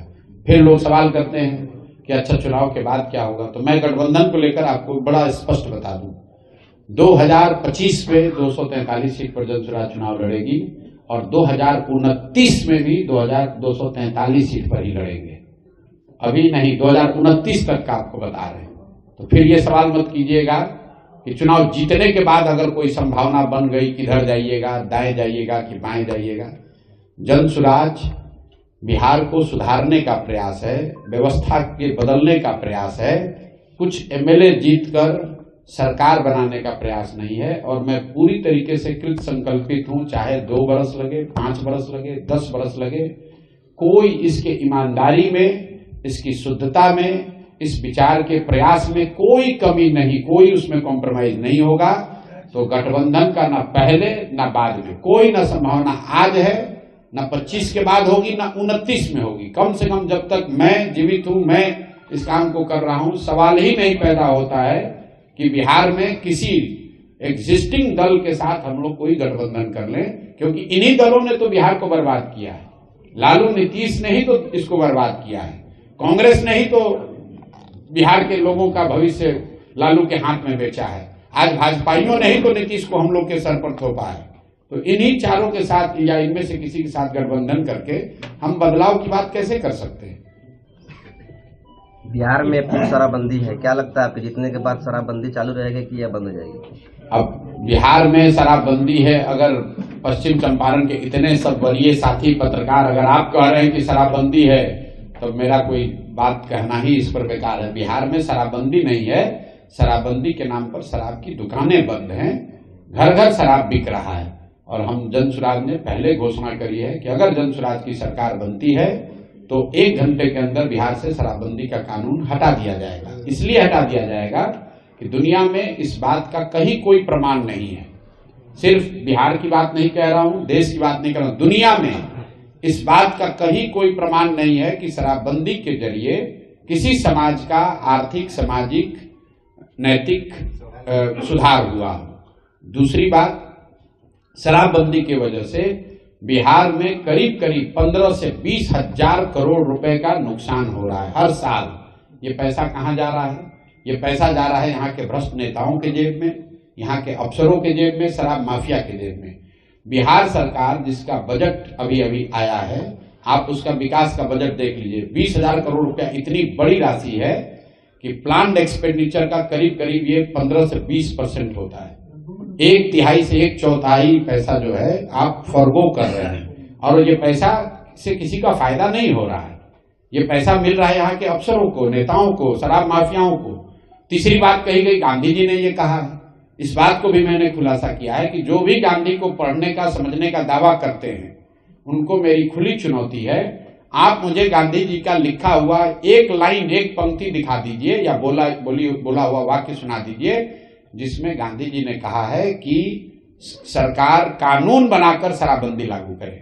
गांधी जी ने शराबबंदी को सामाजिक प्रयास के तौर पर बताया, कानून बनाने की बात नहीं कही। अगर गांधी जी कानून बनवाना चाहते तो देश आजाद हुआ था, गांधी जी कहते पूरे देश में शराबबंदी लागू हो गई होती। अंतिम 2 और बात, सर जिस शराबबंदी को महिलाओं के नाम पर किया गया है, सबसे ज्यादा इस कानून का प्रताड़ना भी इस कानून से महिलाओं की है। कुल 8 लाख से ज्यादा मामले हुए हैं शराबबंदी में, 6.5 लाख से ज्यादा केसेस में कोर्ट ने कॉग्निजेंस लिया है, और 1.25 लाख से ज्यादा लोग आज भी अंडर ट्रायल जेल में हैं। जो लोग जेल में आज बंद हैं, ज्यादातर ये लोग समाज के गरीब और पिछड़े समाज के लोग हैं, जिनको कोई वकील नहीं मिल रहा है, जिनका कोई कोर्ट में केस लड़ने वाला नहीं है, वही लोग आज जेल में बंद हैं। तो जो लोग सामाजिक न्याय की बात कर रहे हैं वो ये भी बताएं कि शराबबंदी से सबसे बड़ा नुकसान किसको हुआ है। जो सरकार में ऊपर बैठा हुआ है, नीतीश कुमार के अगल बगल बैठा है, वो तो शराब का धंधा कर रहा है, वो करोड़ों रुपया कमा रहा है, और गरीब आदमी कहीं पकड़ लिया गया उसको आप पकड़ के जेल में कर देते हैं। तो ये बिल्कुल हम लोग इस नीति के खिलाफ हैं, इसके हटाने के पक्षधर हैं, और जैसे ही जनसुराज की सरकार बनेगी इसको हटा दिया जाएगा। कई लोग कहते हैं कि भैया ये कीजिएगा तो महिला वोट नहीं देगी, तो मैं हमेशा आपको कहता हूं कि जनसुराज में मैंने इस अभियान को शुरू करते समय एक अपने आप से वादा किया है कि 10 वर्ष मैंने बहुत नेताओं और दलों के साथ काम किया। कई बार हम लोग जानते हैं कि ये बात गलत है, फिर भी वोट के लिए वो बात बोली जाती है, लेकिन इस अभियान में मैंने ये संकल्प लिया है कि मुझे जो बात सही लगेगी मैं बोलूंगा वही। आपको अच्छा लगे तो जुड़िए, नहीं अच्छा लगता है तो कोई बात नहीं है, लेकिन उस पर कोई कॉम्प्रोमाइज होने वाला नहीं है। बिहार में डोमिसाइल नीति नहीं लागू होने के कारण बहुत सारे ऐसे बिहार के युवक हैं जो बेरोजगार हो रहे हैं, नौकरी से वंचित रह रहे हैं। क्या डोमिसाइल नीति पर कुछ कहेंगे? बिल्कुल कहेंगे। देखिए, डोमिसाइल नीति क्यों नहीं बिहार में डोमिसाइल लागू है? इसलिए नहीं लागू है कि हम लोग के मुखिया नीतीश कुमार जी को हर 6 महीने साल भर पर यह फितूर रहता है कि हम देश के प्रधानमंत्री बन सकते हैं। तो उनको लगता है कि दूसरे राज्यों के 10, 20, 50 बच्चों को भी अगर नौकरी यहाँ मिलेगी तो दूसरे राज्य में लोग जाकर कहेगा कि भाई नीतीश कुमार बहुत अच्छा सरकार चला रहा है, वहां हमको वोट मिलेगा। वरना कोई वजह नहीं है कि बिहार जैसे गरीब राज्य में, जहां पर से 50 लाख से ज्यादा लोग 6 से 8 हजार 10 हजार रुपए की मजदूरी के लिए बाहर जा रहे हैं, वहां पर जो भी सरकारी नौकरी निकल रही है उसमें 50% से ज्यादा लोग यहां से बाहर के लोगों को आकर नौकरी मिल रही है। लेकिन जितना नीतीश कुमार इसके लिए जिम्मेवार हैं, उतना ही भाजपा ही जिम्मेवार है। देखिए, ये जो भाजपाई हैं यहाँ पर, ये बिल्कुल बड़े होशियारी से सत्ता में भी हैं और कोई जिम्मेवारी भी नहीं लेते हैं। आप लोग सब यहाँ चंपारण के पत्रकार हैं, आपने कहा कि भाजपा का ये गढ़ है। जरा भाजपाइयों से पूछिए कि भाई शराबबंदी से इतना ही फायदा है तो देश में तो तुम्हारी सरकार है, तुम देश में इसको काहे नहीं लागू करा देते हो? बगल में योगी जी काहे नहीं लागू कर दे रहे हैं शराबबंदी? जरा भाजपाइयों से पूछिए तो। अगर इतना बढ़िया ये कानून है तो बिहार के लोग ही इसका मजा क्यों ले रहे हैं? तुम यूपी के लोगों को भी मजा दिलवाओ भाई, तुम देश में भी लागू करा दो। ये जो भाजपा की दो मुही नीति है, यही काम तो कांग्रेस ने किया है। देश में बैठकर आप इकोनॉमिक ग्रोथ की बात कर रहे हैं और बिहार को हवाले कर दिया लालू के जंगल राज के। वही काम भाजपा वाले कर रहे हैं। देश में आप विकास, तरक्की, फैक्ट्री की बात कर रहे हैं और बिहार में आकर शराबबंदी और 5 किलो अनाज, मंदिर मस्जिद की बात कर रहे हैं। तो मैं हमेशा कहता हूं कि बिहार के बर्बादी के लिए लालू और नीतीश जिम्मेवार है, लेकिन इसके असली गुनाहगार कांग्रेस और भाजपा ही हैं, क्योंकि लालू जी को इस राज्य की जनता ने सिर्फ एक बार वोट दिया है 1995 में। लालू जी को कभी बहुमत बिहार की जनता ने नहीं दिया है, लेकिन 15 साल से ज्यादा लालू जी ने राज किया कांग्रेस के बैसाखी से। उसी तरह नीतीश कुमार को बिहार की जनता ने सिर्फ एक बार वोट दिया है, 117 एमएलए जिताया था 2010 में। उसके अलावा जितनी बार मुख्यमंत्री नीतीश कुमार रहे हैं, ज्यादातर समय भाजपा के सपोर्ट से रहे हैं। तो अगर नीतीश सरकार के खिलाफ लोगों में गुस्सा है, नीतीश कुमार गलत कुछ कर रहे हैं, तो उसका असली गुनाहगार भाजपा ही है। ये दूसरे राज्य में दूसरे के पार्टियों को तोड़कर अपना सरकार बनाते हैं, विधायकों को खरीद कर सरकार बनाते हैं। बिहार में ऐसा कैसे है कि इनका 75 विधायक है, सामने से नीतीश कुमार का 42 विधायक है और नीतीश कुमार मुख्यमंत्री है। सामाजिक समीकरण के नाम पर कि 12 गो एमपी का समर्थन दिल्ली में मिलता रहे, बिहार के बच्चे अगर भोग रहे हैं तो भोगें, बिहार के बच्चे पलायन कर रहे हैं, इनको कोई उसकी चिंता नहीं है। मोदी जी आए कह रहे हैं कि बिहार का लाडला मुख्यमंत्री है। ये नहीं कहा कि यही लाडला, हम तो अपील कर रहे हैं आपके जरिए भाजपाइयों को, माननीय मुख्य प्रधानमंत्री मोदी जी को, कि अगली बार जब अमित शाह जी और मोदी जी आए तो उनको ये घोषणा करनी चाहिए कि यही लाडले व्यक्ति अगले 5 वर्ष भी मुख्यमंत्री रहेंगे। वो घोषणा कर दें। चंपारण में अगर एक सीट पर भाजपा न हारी तो आप हमसे पूछ लीजिएगा, खाली ये घोषणा कर दें। ये लोग नीतीश को आगे मुखौटा बनाकर किसी तरह वोट लेना चाहते हैं। जीतने के बाद नीतीश का भी गला काटेंगे और इस बार अपना मुख्यमंत्री बनाएंगे। नीतीश कुमार के द्वारा प्रधानमंत्री नरेंद्र मोदी के पैर छूने पर आपने बिहारियों के अपमान बताया था। बिल्कुल बताया था। देखिए, पैर छूना हम लोग की सामाजिक सभ्यता का हिस्सा है। आप अपने से बड़े व्यक्ति का या जिसको भी आप सम्मान देते हैं उसका अगर पैर छूते हैं उससे कोई दिक्कत नहीं है। लेकिन नीतीश कुमार पार्लियामेंट में, देश के संसद में जहां शपथ विधि चल रही हो या जहां पर सरकार का एक फॉर्मल मीटिंग चल रहा है, वहां पर खड़े होकर प्रधानमंत्री का पैर छू रहे हैं, तो वो सिर्फ नीतीश कुमार व्यक्ति और नरेंद्र मोदी का मामला नहीं है। वो बिहार के मुख्यमंत्री हैं, 13 करोड़ लोगों को रिप्रेजेंट कर रहे हैं। वहां पर सारे राज्यों के मुख्यमंत्री हैं। क्या किसी दूसरे ने पैर छुआ मोदी जी का? आपको व्यक्तिगत श्रद्धा है, जाकर पैर छुइए। लेकिन आप बिहार के मुख्यमंत्री के नाते देश के संसद में खड़े होकर अगर प्रधानमंत्री का पैर छू रहे हैं तो यही दिखा रहा है कि अपना कुर्सी पर बैठे रहने के लिए नीतीश कुमार पैर क्या छुएंगे, पैर पे बैठ भी जाएंगे। नीतीश कुमार की जो आज दशा है, वो तो मुख्यमंत्री बने रहने के लिए कुछ भी करने को तैयार है। आपने कभी सुना कि नीतीश कुमार ने कहा कि भाई चीनी मिल सब चालू हो जाएगा तब हम समर्थन देंगे? अभी तो पूरे देश में यही चर्चा है ना कि नीतीश जी के समर्थन से देश में सरकार चल रही। नीतीश जी भाजपा के प्रधानमंत्री के बगल में बैठते हैं चंद्रबाबू नायडू के साथ। क्या नीतीश कुमार ने कहा कि वक्त पे कानून बनेगा तो मैं समर्थन वापस ले लूंगा? क्या नीतीश कुमार ने कहा कि अगर चीनी मिल चालू नहीं होगा तो मैं समर्थन वापस ले लूंगा? तो नीतीश कुमार को बिहार की फैक्ट्री की बात नहीं करनी है, मुसलमानों के साथ यहाँ जो गलत हो रहा है उसकी बात नहीं करनी है। उनको बात करनी है भैया हमें मुख्यमंत्री बना दो, हम तुम्हें समर्थन दे देंगे। क्या लग रहा है चुनाव में फिर पलटी मारेंगे? कहां पलट के कहां जाएंगे? नीतीश कुमार को कहां दम है कि पलट के कहीं जाए? वो तो नीतीश कुमार पलटी जीतने के बाद करते हैं। एक चीज आप लोग को ध्यान नहीं है, नीतीश कुमार अपने पूरे जीवन में कभी भी एक बार छोड़कर, जब उनका चुनाव मैंने लड़ाया था, अगर 2015 को छोड़ दीजिए तो नीतीश कुमार आज तक अपने पूरे जीवन में भाजपा के बगैर चुनाव नहीं लड़े हैं। क्योंकि वो लड़ते हैं भाजपा की ताकत से, भाजपा के पैसे से, भाजपा के संगठन से। और जीतने के बाद वो पलटते हैं। तो नीतीश कुमार, आप लोग फिर जाकर जांच लीजिएगा, 2015 को अगर अपवाद के तौर पर हटा दीजिए, जो चुनाव मैंने लड़ाया था 2015 को छोड़ दीजिए, तो नीतीश कुमार का गुदा नहीं है कि वो अपने दम पर लड़ लें या राजद के साथ जाके लड़ लें। तो कोई पलटने की बात नहीं है, वो भाजपा के साथ ही लड़ेंगे और ये कोशिश करेंगे कि भैया फिर से कोई जुगत लगाकर भाजपा वाले बनाए तो भाजपा वाले, और न बनाए तो उधर पलट के बना ले। लेकिन इस बार जनता भी तैयार बैठी है, उनको इतना कम सीट देगी कि वो किधर भी पलट ले, इस बार अब मुख्यमंत्री नहीं बनने वाले हैं। और इस बात को आप रिकॉर्ड पर हमारी ओर से ले लीजिए, बिहार में नवंबर में कोई मुख्यमंत्री बन जाए, नीतीश कुमार मुख्यमंत्री नहीं बनेंगे।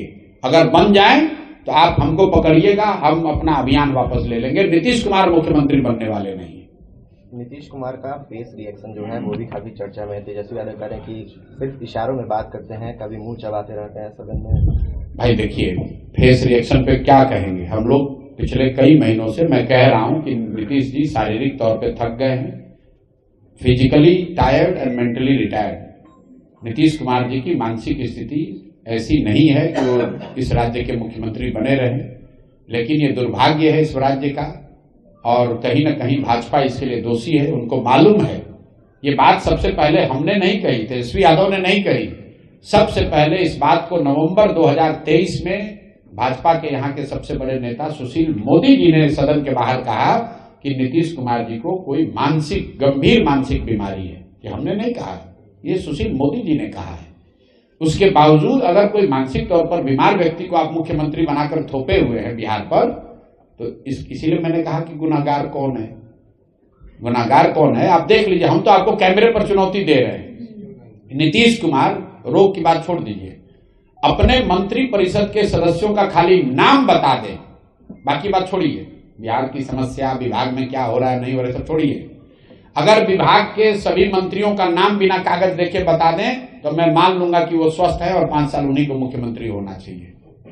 नीतीश कुमार अपने विभाग के मंत्री परिषद के साथियों का नाम तक नहीं बता सकते हैं और पटना में या जो लोग भी नीतीश कुमार के इर्द गिर्द हो रही घटनाओं को गंभीरता से देख समझ रहे हैं, वो सब बात ये जानते हैं कि नीतीश कुमार की अभी मानसिक स्थिति ऐसी नहीं है। उनको तो ये याद नहीं रह रहा है कि किस जिला में हम जा रहे हैं।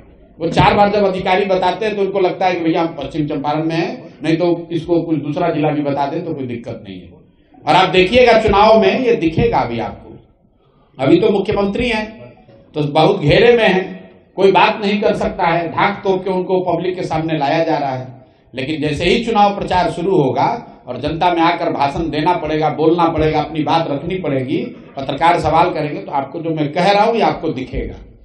आपकी पार्टी को लोग क्यों वोट दें?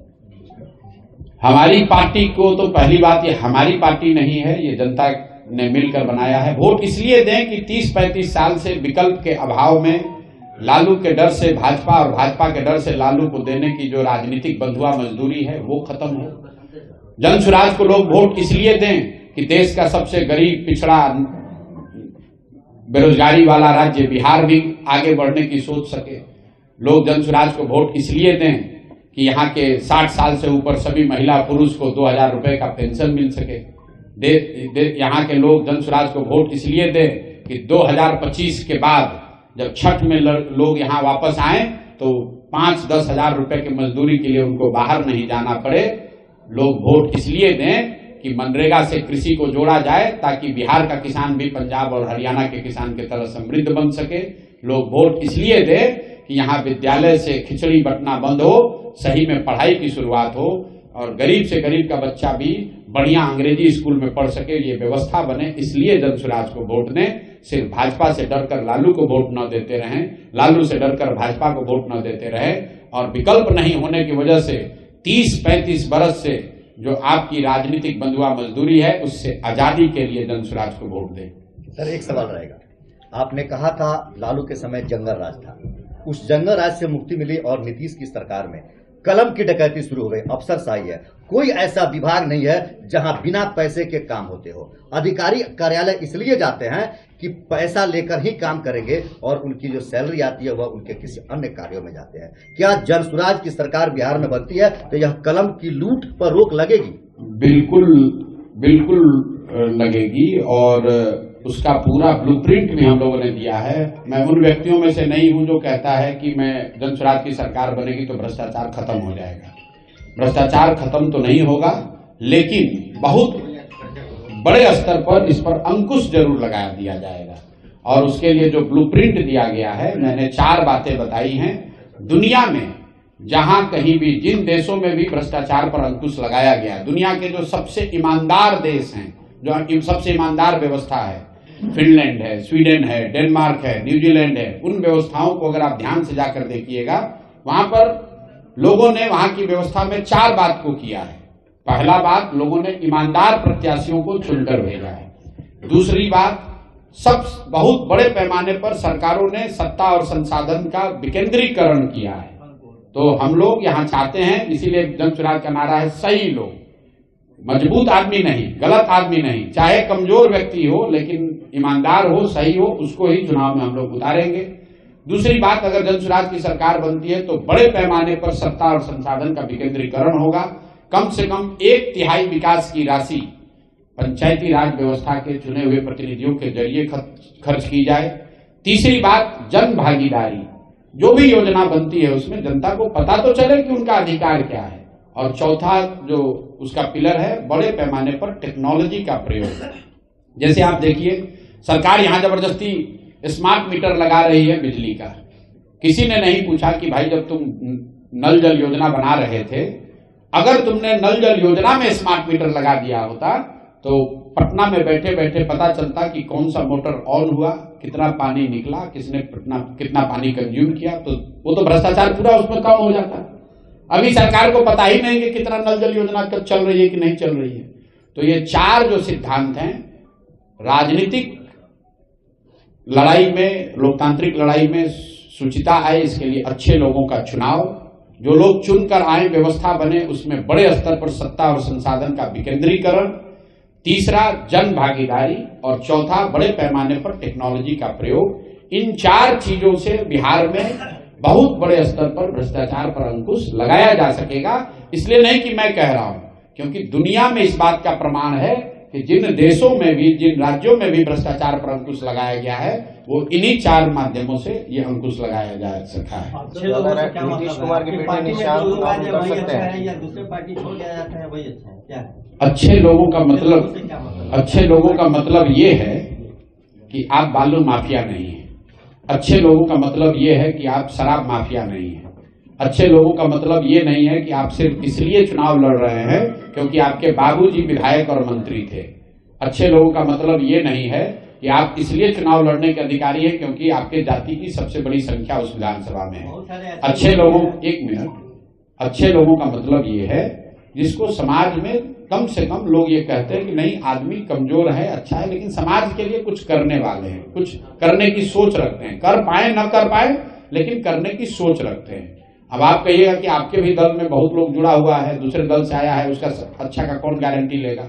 तो पहले दिन से हम कह रहे हैं कि कोई इसकी गारंटी नहीं ले सकता है। हमारे पास कोई दूरबीन नहीं है कि हम देख के बता दें कौन अच्छा कौन खराब, लेकिन इतना जरूर कह सकते हैं कि जो लोग हमारे इर्द गिर्द हैं, जो इन लोगों को जिम्मेवारी दी गई है, जिनको चुनाव लड़ाया गया है, वो ज्यादातर लोग, 1-2 गलती हो सकता है कहीं, ज्यादातर लोग दूसरे दलों के मुकाबले या जो यहाँ समाज में स्थिति है उसके मुकाबले आपको स्वच्छ और समाज के लिए अच्छी सोच रखने वाले लोग होंगे।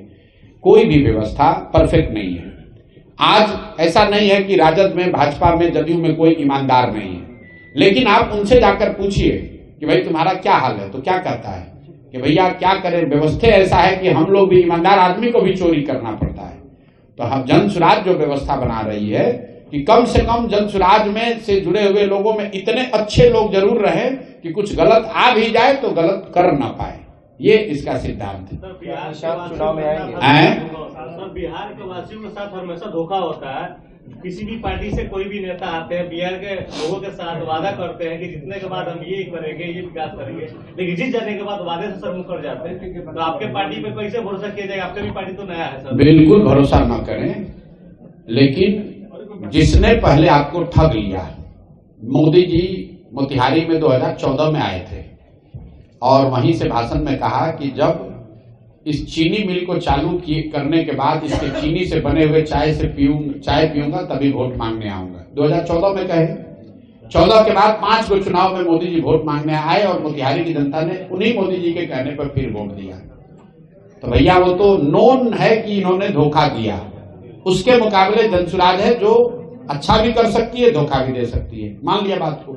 लेकिन फिर भी अगर आपके पास एक दवा है जो एक्सपायर है, लिखा हुआ है कि ये दवा एक्सपायर हो गया है, और एक दवा है जो कि नई दवा है, ये डॉक्टर कह रहे हैं कि इससे रोग ठीक हो भी सकता है, नहीं भी हो सकता है, तो आप बताइए पत्रकार होने के नाते आप ही बताइए कि आप एक्सपायर दवा खाइएगा कि जो दवा में 50% ठीक होने की संभावना है 50% हो या 20% हो वो दवा खाइएगा। तो जो पहले से एक्सपायर दवा है, लोगों ने लालू नीतीश भाजपा को यहां 30 वर्ष देख लिया, इसलिए उनको नया प्रयास करना चाहिए, जनसुराज को मौका देना चाहिए। जनसुराज भी न करे तो जनसुराज को भी हटाना चाहिए।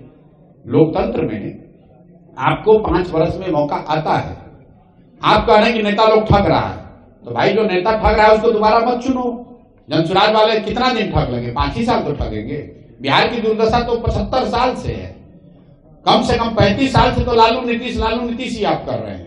दक्षिण के जिन राज्यों में आपके हमारे बच्चे जाकर मजदूर बने हुए हैं, तमिलनाडु में, केरल में, कर्नाटक में, आंध्र प्रदेश में और तेलंगाना में, जिन राज्यों में सबसे ज्यादा आर्थिक तरक्की अभी हो रही है, उन राज्यों में कोई आदमी 10 साल से ज्यादा मुख्यमंत्री नहीं बना है। वो दक्षिण के राज्य क्यों तरक्की कर रहे हैं? क्योंकि जो भी मुख्यमंत्री बनता है, जो भी दल सत्ता में आता है, उन पर यह दबाव होता है कि हम काम नहीं करेंगे, जनता हटा देगी। तो जनसुराज को भी आप चुनिए सिर्फ 5 वर्ष के लिए, 5 वर्ष के लिए मौका दीजिए। अगर ये लोग भी, जनसुराज वाले भी काम नहीं करते हैं तो इनको भी झाड़ू मारकर बाहर भगाइए, तभी सुधार होगा। किसी एक दल को आप लगातार वोट देते रहेंगे तो वो दल चाहे भाजपा हो, जदयू हो, जनसुराज हो, राजद हो, कांग्रेस हो, वो आपको टेकन फॉर ग्रांटेड ले लेंगे, आपका काम नहीं करेंगे। तो जनसुराज, जो मैंने आपको कहा, सबसे पहले क्यों वोट जनसुराज को पड़ना चाहिए? क्योंकि जनसुराज के प्रयास से आपके हमारे सामने एक नया विकल्प आ रहा है। आपकी राजनीतिक बंधुआ मजदूरी खत्म हो रही है। जिन नेताओं ने 5 साल आपका फोन नहीं उठाया इस दम्भ में कि जाओगे कहां, वोट तो हम ही को देना पड़ेगा, आज आपके पास, बिहार की जनता के पास वो अवसर आया है। आप उसको समुचित जवाब दीजिए, भाषणों से नहीं, धरने से नहीं, बल्कि वोट की चोट पहुंचाइए। आप देख रहे हैं कि पटना में जो लोग जा रहे हैं उनको लाठी मार रहा है, वही लोग वापस गांव में आते हैं, फिर सोचते हैं भैया तो लालू जी को वोट दे नहीं सकते हैं तो चलो नीतीश को दो। जिस नीतीश ने लाठी चलवाया आपके भाई पर, आपके दोस्त पर, आपके परिवारजनों पर, उसी को आप मजबूरी में वोट देते हैं। जनसुराज के रहने की वजह से अब आपके पास विकल्प है कि जिसने आपके बच्चों का पेपर लीक किया, जिसने आपके बच्चों का नौकरी बेचा, उस नीतीश कुमार को और भाजपा को आपको वोट नहीं देना है, क्योंकि लालू का डर नहीं, आपके पास एक तीसरा विकल्प है। इसी तरह जिन मुसलमानों को लालू जी ने बंधुआ मजदूर बनाकर 20 वर्ष से वोट लिया, कोई काम नहीं किया, मुसलमानों के पास आज विकल्प है कि भाजपा के डर से हमको लालटेन में किरासन तेल बनकर नहीं जलना है, हमारे पास जनसुराज है, हम जनसुराज को वोट दे सकते हैं। तो विकल्प नहीं होने की वजह से जो आपकी राजनीतिक बंधुआ मजदूरी थी वो खत्म हो रहा है, इसलिए आपको जनसुराज के लिए वोट देना चाहिए। जनसुराज काम क्या करेगा, उसमें लोग कैसे हैं, उसका प्रोग्राम क्या है, ये सब तो विषय है, लेकिन सबसे बड़ा विषय ये है कि हम लोग की राजनीतिक बंधुआ मजदूरी खत्म हो।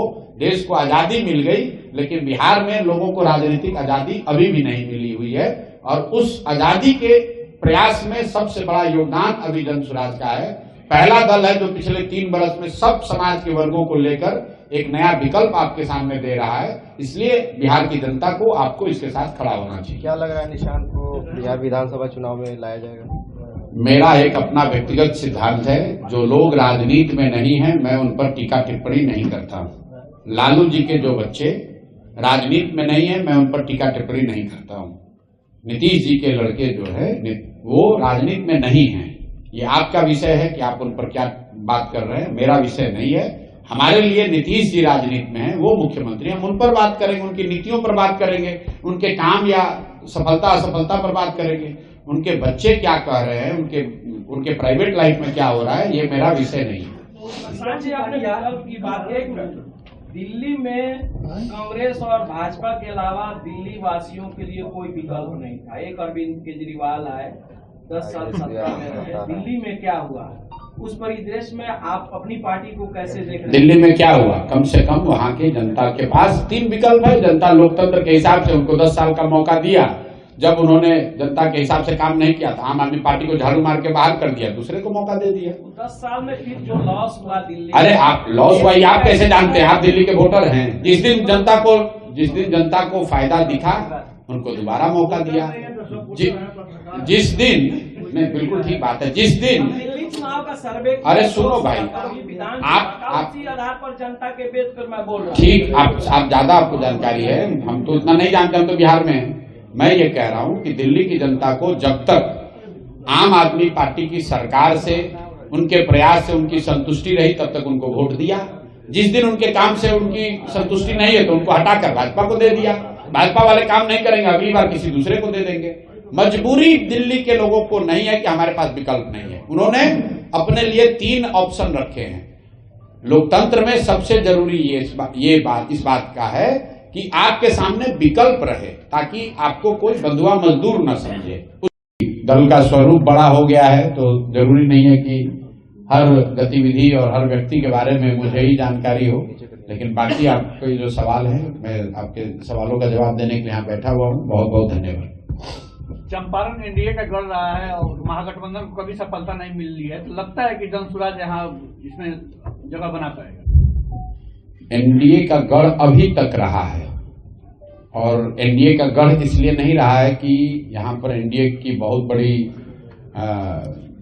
समर्थन उनके लिए है। एनडीए का गढ़ होने की वजह एक ये रही है कि यहाँ के लोग के पास विकल्प नहीं रहा है, और खासकर पश्चिम चंपारण जैसे जिले में जहाँ पर राजद के शासनकाल के दौरान लोगों ने बहुत जंगल राज का एक बहुत विभत्स रूप पश्चिम चंपारण में देखा है, तो किसी भी हालत में लोग यहाँ राजद से जुड़े हुए दलों को वोट नहीं देना चाहते हैं। उसी का फायदा यहाँ पर एनडीए जैसे गठबंधनों को मिलता रहा है, जिनके नेताओं ने जनता को यहाँ एक तरीके से टेकन फॉर ग्रांटेड कर लिया है।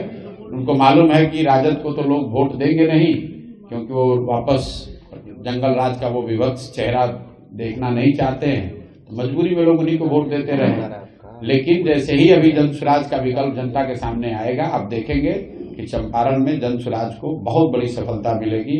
इनफैक्ट मुझे ऐसा लगता है कि जनसुराज की जो राज्य स्तर पर जो भी परिणाम हो, उसमें चंपारण का परिणाम सबसे बेहतर होगा।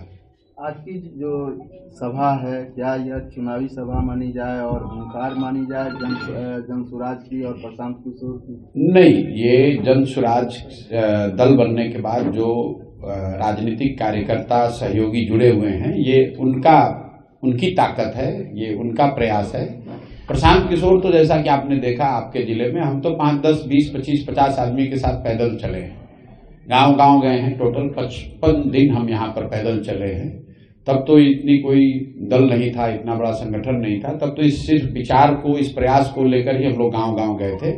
अब उसका जो संगठनात्मक स्वरूप बन गया है, उन लोगों की ऐसी इच्छा रही है, सिर्फ चंपारण में ही नहीं, जो लोग भी अब दल से जुड़ गए हैं, वो राजनीतिक बैठक की बात उन्होंने करी है। अभी तक चंपारण के साथी ही पटना जाते हैं या कोई बैठक होती वहां आते हैं, हम लोग यहाँ नहीं आ रहे थे। तो फिर से पदयात्रा शुरू करने से पहले दल में यह सहमति बनी है कि जहां जहां संगठन बन गया है पूरे बिहार में, वहां एक बार कम से कम जाकर राजनीतिक बैठक, राजनीतिक आम सभा की जाए। इसीलिए ये प्रयास शुरू किया जा रहा है और इसको अगले 1-1.5 महीने में मैं पूरे बिहार में कर लूंगा। फिर उसके बाद पदयात्रा जहां पर रुकी हुई है वहां से फिर से शुरू किया जाएगा। ये विधानसभा चुनाव जो होने जा रहा है, तो क्या ये आने वाले विधानसभा चुनाव में आपकी पार्टी किसी से गठबंधन भी करेगी या सिर्फ पूरी सीट पर लड़ेगी? गठबंधन को लेकर मैंने पहले भी जवाब दिया है कि 243 मतलब 243, जनसुराज 242 सीट पर नहीं लड़ेगा। फिर लोग सवाल करते हैं कि अच्छा चुनाव के बाद क्या होगा, तो मैं गठबंधन को लेकर आपको बड़ा स्पष्ट बता दूं, 2025 में 243 सीट पर जनसुराज चुनाव लड़ेगी और 2029 में भी 243 सीट पर ही लड़ेंगे। अभी नहीं, 2029 तक का आपको बता रहे हैं। तो फिर ये सवाल मत कीजिएगा कि चुनाव जीतने के बाद अगर कोई संभावना बन गई, किधर जाइएगा, दाएं जाइएगा कि बाएं जाइएगा। जनसुराज बिहार को सुधारने का प्रयास है, व्यवस्था के बदलने का प्रयास है, कुछ एमएलए जीतकर सरकार बनाने का प्रयास नहीं है। और मैं पूरी तरीके से कृत संकल्पित हूं, चाहे 2 बरस लगे, 5 बरस लगे, 10 बरस लगे, कोई इसके ईमानदारी में, इसकी शुद्धता में, इस विचार के प्रयास में कोई कमी नहीं, कोई उसमें कॉम्प्रोमाइज नहीं होगा। तो गठबंधन का न पहले न बाद में कोई न संभावना आज है, न 25 के बाद होगी, न 29 में होगी। कम से कम जब तक मैं जीवित हूं, मैं इस काम को कर रहा हूं, सवाल ही नहीं पैदा होता है कि बिहार में किसी एग्जिस्टिंग दल के साथ हम लोग कोई गठबंधन कर लें, क्योंकि इन्हीं दलों ने तो बिहार को बर्बाद किया है। लालू नीतीश ने ही तो इसको बर्बाद किया है, कांग्रेस ने ही तो बिहार के लोगों का भविष्य लालू के हाथ में बेचा है। आज भाजपाइयों ने ही तो नीतीश को हम लोग के सर पर थोपा है। तो इन्हीं चारों के साथ या इनमें से किसी के साथ गठबंधन करके हम बदलाव की बात कैसे कर सकते हैं? बिहार में फिर शराबबंदी है, क्या लगता है आपके जीतने के बाद शराबबंदी चालू रहेगी कि यह बंद हो जाएगी? अब बिहार में शराबबंदी है, अगर पश्चिम चंपारण के इतने सब वरीय साथी पत्रकार अगर आप कह रहे हैं कि शराबबंदी है, तो मेरा कोई बात कहना ही इस पर बेकार है। बिहार में शराबबंदी नहीं है, शराबबंदी के नाम पर शराब की दुकानें बंद हैं, घर घर शराब बिक रहा है। और हम जनसुराज ने पहले घोषणा करी है कि अगर जनसुराज की सरकार बनती है तो 1 घंटे के अंदर बिहार से शराबबंदी का कानून हटा दिया जाएगा। इसलिए हटा दिया जाएगा कि दुनिया में इस बात का कहीं कोई प्रमाण नहीं है। सिर्फ बिहार की बात नहीं कह रहा हूं, देश की बात नहीं कर रहा हूं, दुनिया में इस बात का कहीं कोई प्रमाण नहीं है कि शराबबंदी के जरिए किसी समाज का आर्थिक, सामाजिक, नैतिक सुधार हुआ। दूसरी बात, शराबबंदी की वजह से बिहार में करीब करीब 15 से 20 हजार करोड़ रुपए का नुकसान हो रहा है हर साल। ये पैसा कहां जा रहा है? ये पैसा जा रहा है यहाँ के भ्रष्ट नेताओं के जेब में, यहाँ के अफसरों के जेब में, शराब माफिया के जेब में। बिहार सरकार जिसका बजट अभी अभी आया है, आप उसका विकास का बजट देख लीजिए, 20,000 करोड़ रुपया इतनी बड़ी राशि है कि प्लान्ड एक्सपेंडिचर का करीब करीब ये 15 से 20% होता है। 1/3 से 1/4 पैसा जो है आप फॉरगो कर रहे हैं, और ये पैसा से किसी का फायदा नहीं हो रहा है। ये पैसा मिल रहा है यहाँ के अफसरों को, नेताओं को, शराब माफियाओं को। तीसरी बात कही गई, गांधी जी ने ये कहा है, इस बात को भी मैंने खुलासा किया है कि जो भी गांधी को पढ़ने का, समझने का दावा करते हैं, उनको मेरी खुली चुनौती है, आप मुझे गांधी जी का लिखा हुआ एक लाइन, एक पंक्ति दिखा दीजिए या बोला हुआ वाक्य सुना दीजिए जिसमें गांधी जी ने कहा है कि सरकार कानून बनाकर शराबबंदी लागू करे। गांधी जी ने शराबबंदी को सामाजिक प्रयास के तौर पर बताया, कानून बनाने की बात नहीं कही। अगर गांधी जी कानून बनवाना चाहते तो देश आजाद हुआ था, गांधी जी कहते पूरे देश में शराबबंदी लागू हो गई होती। अंतिम 2 और बात, जिस शराबबंदी को महिलाओं के नाम पर किया गया है, सबसे ज्यादा इस कानून का प्रताड़ना भी इस कानून से महिलाओं की है। कुल 8 लाख से ज्यादा मामले हुए हैं शराबबंदी में, 6.5 लाख से ज्यादा केसेज में कोर्ट ने कॉग्निजेंस लिया है, और 1.25 लाख से ज्यादा लोग आज भी अंडर ट्रायल जेल में हैं।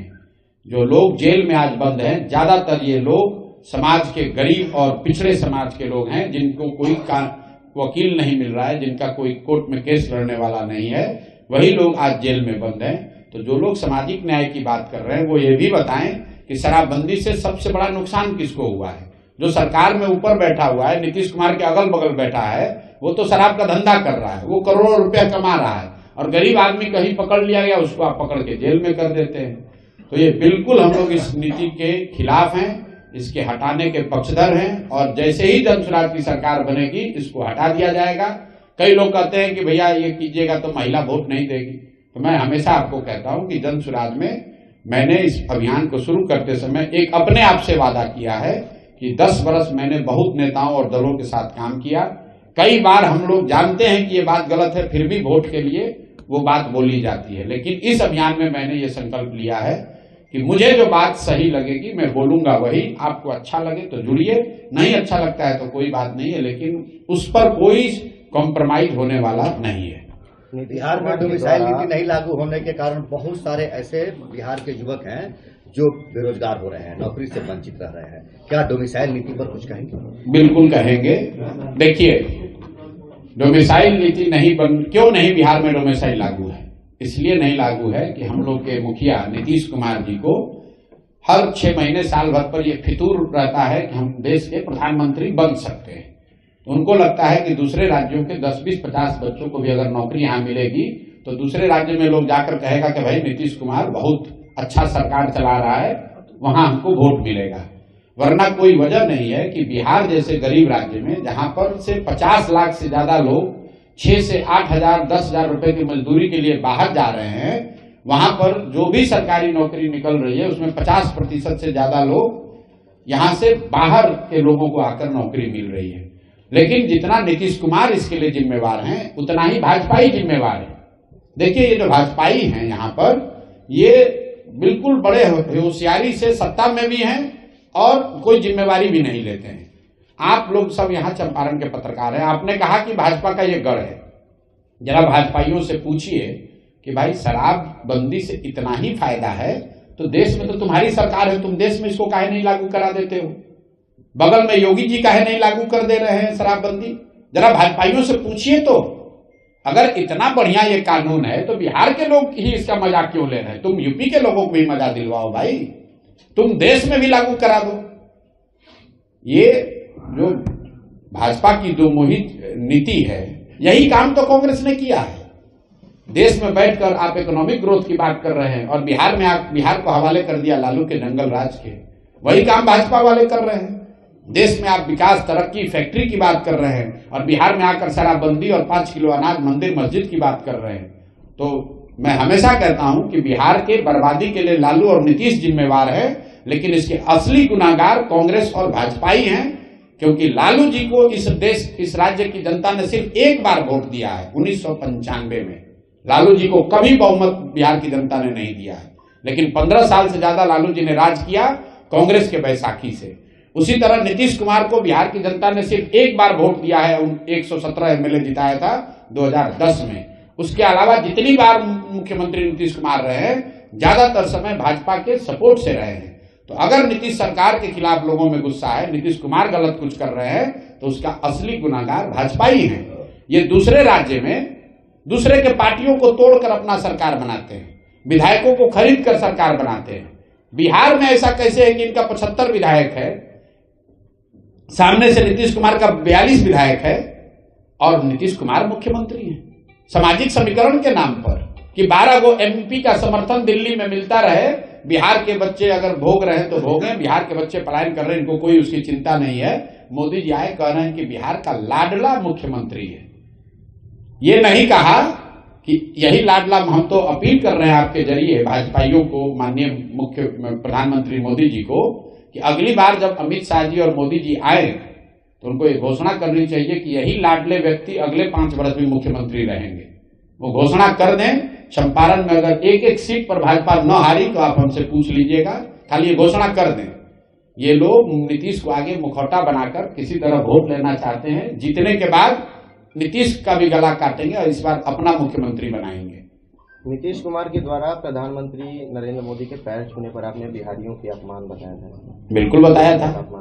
देखिए, पैर छूना हम लोग की सामाजिक सभ्यता का हिस्सा है। आप अपने से बड़े व्यक्ति का या जिसको भी आप सम्मान देते हैं उसका अगर पैर छूते हैं उससे कोई दिक्कत नहीं है। लेकिन नीतीश कुमार पार्लियामेंट में, देश के संसद में जहां शपथ विधि चल रही हो या जहां पर सरकार का एक फॉर्मल मीटिंग चल रहा है, वहां पर खड़े होकर प्रधानमंत्री का पैर छू रहे हैं, तो वो सिर्फ नीतीश कुमार व्यक्ति और नरेंद्र मोदी का मामला नहीं है। वो बिहार के मुख्यमंत्री हैं, 13 करोड़ लोगों को रिप्रेजेंट कर रहे हैं। वहां पर सारे राज्यों के मुख्यमंत्री हैं। क्या किसी दूसरे ने पैर छुआ नीतीश मोदी जी का? आपको व्यक्तिगत श्रद्धा है, जाकर पैर छुइए। लेकिन आप बिहार के मुख्यमंत्री के नाते देश के संसद में खड़े होकर अगर प्रधानमंत्री का पैर छू रहे हैं तो यही दिखा रहा है कि अपना कुर्सी पर बैठे रहने के लिए नीतीश कुमार पैर क्या छुएंगे, पैर पे बैठ भी जाएंगे। नीतीश कुमार की जो आज दशा है, वो तो मुख्यमंत्री बने रहने के लिए कुछ भी करने को तैयार है। आपने कभी सुना कि नीतीश कुमार ने कहा कि भाई चीनी मिल सब चालू हो जाएगा तब हम समर्थन देंगे? अभी तो पूरे देश में यही चर्चा है ना कि नीतीश जी के समर्थन से ही देश में सरकार चल रही। नीतीश जी भाजपा के प्रधानमंत्री के बगल में बैठते हैं चंद्रबाबू नायडू के साथ। क्या नीतीश कुमार ने कहा कि वक्त पे कानून बनेगा तो मैं समर्थन वापस ले लूंगा। क्या नीतीश कुमार ने कहा कि अगर चीनी मिल चालू नहीं होगा तो मैं समर्थन वापस ले लूंगा? तो नीतीश कुमार को बिहार की फैक्ट्री की बात नहीं करनी है, मुसलमानों के साथ यहाँ जो गलत हो रहा है उसकी बात नहीं करनी है, उनको बात करनी है भैया हमें मुख्यमंत्री बना दो, हम तुम्हें समर्थन दे देंगे। क्या लग रहा है चुनाव में फिर पलटी मारेंगे? कहां पलट के कहां जाएंगे? नीतीश कुमार को कहां दम है कि पलट के कहीं जाए? वो तो नीतीश कुमार पलटी जीतने के बाद करते हैं। एक चीज आप लोग को ध्यान नहीं है, नीतीश कुमार अपने पूरे जीवन में कभी भी एक बार छोड़कर, जब उनका चुनाव मैंने लड़ाया था, अगर 2015 को छोड़ दीजिए तो नीतीश कुमार आज तक अपने पूरे जीवन में भाजपा के बगैर चुनाव नहीं लड़े हैं। क्योंकि वो लड़ते हैं भाजपा की ताकत से, भाजपा के पैसे से, भाजपा के संगठन से, और जीतने के बाद वो पलटते हैं। तो नीतीश कुमार आप लोग फिर जाकर जांच लीजिएगा, 2015 को अगर अपवाद के तौर पर हटा दीजिए, जो चुनाव मैंने लड़ाया था 2015 को छोड़ दीजिए, तो नीतीश कुमार का गुदा नहीं है कि वो अपने दम पर लड़ लें या राजद के साथ जाके लड़ लें। तो कोई पलटने की बात नहीं है, वो भाजपा के साथ ही लड़ेंगे और ये कोशिश करेंगे कि भैया फिर से कोई जुगत लगाकर भाजपा वाले बनाए तो भाजपा वाले, और न बनाए तो उधर पलट के बना ले। लेकिन इस बार जनता भी तैयार बैठी है, उनको इतना कम सीट देगी कि वो किधर भी पलट ले, इस बार अब मुख्यमंत्री नहीं बनने वाले हैं। और इस बात को आप रिकॉर्ड पर हमारी ओर से ले लीजिए, बिहार में नवंबर में कोई मुख्यमंत्री बन जाए, नीतीश कुमार मुख्यमंत्री नहीं बनेंगे। अगर बन जाए तो आप हमको पकड़िएगा, हम अपना अभियान वापस ले लेंगे। नीतीश कुमार मुख्यमंत्री बनने वाले नहीं। नीतीश कुमार का फेस रिएक्शन जो है वो भी काफी चर्चा में है। तेजस्वी यादव कह रहे हैं कि सिर्फ इशारों में बात करते हैं, कभी मुंह चबाते रहते हैं सदन में। भाई देखिए, फेस रिएक्शन पे क्या कहेंगे हम लोग? पिछले कई महीनों से मैं कह रहा हूं कि नीतीश जी शारीरिक तौर पे थक गए हैं, physically tired and mentally retired. Nitish Kumar ji की मानसिक स्थिति ऐसी नहीं है कि वो इस राज्य के मुख्यमंत्री बने रहे, लेकिन ये दुर्भाग्य है इस राज्य का, और कहीं न कहीं भाजपा इसके लिए दोषी है। उनको मालूम है, ये बात सबसे पहले हमने नहीं कही, तेजस्वी यादव ने नहीं कही, सबसे पहले इस बात को नवंबर 2023 में भाजपा के यहाँ के सबसे बड़े नेता सुशील मोदी जी ने सदन के बाहर कहा कि नीतीश कुमार जी को कोई गंभीर मानसिक बीमारी है। ये हमने नहीं कहा, ये सुशील मोदी जी ने कहा है। उसके बावजूद अगर कोई मानसिक तौर पर बीमार व्यक्ति को आप मुख्यमंत्री बनाकर थोपे हुए हैं बिहार पर, तो इसीलिए मैंने कहा कि गुनाहगार कौन है? गुनाहगार कौन है आप देख लीजिए। हम तो आपको कैमरे पर चुनौती दे रहे हैं। नीतीश कुमार, रोग की बात छोड़ दीजिए, अपने मंत्री परिषद के सदस्यों का खाली नाम बता दें, बाकी बात छोड़िए, बिहार की समस्या, विभाग में क्या हो रहा है नहीं हो रहा है सब छोड़िए। अगर विभाग के सभी मंत्रियों का नाम बिना कागज देखे बता दें तो मैं मान लूंगा कि वो स्वस्थ है और 5 साल उन्हीं को मुख्यमंत्री होना चाहिए। नीतीश कुमार अपने विभाग के मंत्री परिषद के साथियों का नाम तक नहीं बता सकते हैं, और पटना में या जो लोग भी नीतीश कुमार के इर्द गिर्द हो रही घटनाओं को गंभीरता से देख समझ रहे हैं, वो सब बात ये जानते हैं कि नीतीश कुमार की अभी मानसिक स्थिति ऐसी नहीं है। उनको तो ये याद नहीं रह रहा है कि किस जिला में हम जा रहे हैं। वो 4 बार जब अधिकारी बताते हैं तो उनको लगता है कि भैया हम पश्चिम चंपारण में है, नहीं तो इसको कुछ दूसरा जिला भी बता दें तो कोई दिक्कत नहीं है। और आप देखिएगा चुनाव में ये दिखेगा अभी आपको। अभी तो मुख्यमंत्री हैं तो बहुत घेरे में है, कोई बात नहीं कर सकता है, ढाक तोड़ के उनको पब्लिक के सामने लाया जा रहा है। लेकिन जैसे ही चुनाव प्रचार शुरू होगा और जनता में आकर भाषण देना पड़ेगा, बोलना पड़ेगा, अपनी बात रखनी पड़ेगी, पत्रकार सवाल करेंगे, तो आपको जो मैं कह रहा हूं ये आपको दिखेगा। आपकी पार्टी को लोग क्यों वोट दें? हमारी पार्टी को तो पहली बात, ये हमारी पार्टी नहीं है, ये जनता ने मिलकर बनाया है। वोट इसलिए दें कि 30-35 साल से विकल्प के अभाव में लालू के डर से भाजपा और भाजपा के डर से लालू को देने की जो राजनीतिक बंधुआ मजदूरी है वो खत्म हो। जन सुराज को लोग वोट इसलिए दें कि देश का सबसे गरीब, पिछड़ा, बेरोजगारी वाला राज्य बिहार भी आगे बढ़ने की सोच सके। लोग जन सुराज को वोट इसलिए दें कि यहाँ के 60 साल से ऊपर सभी महिला पुरुष को 2000 रुपए का पेंशन मिल सके। यहाँ के लोग जन सुराज को वोट इसलिए दें कि 2025 के बाद जब छठ में लोग यहाँ वापस आए तो 5-10 हजार रुपए की मजदूरी के लिए उनको बाहर नहीं जाना पड़े। लोग वोट इसलिए दें कि मनरेगा से कृषि को जोड़ा जाए ताकि बिहार का किसान भी पंजाब और हरियाणा के किसान की तरह समृद्ध बन सके।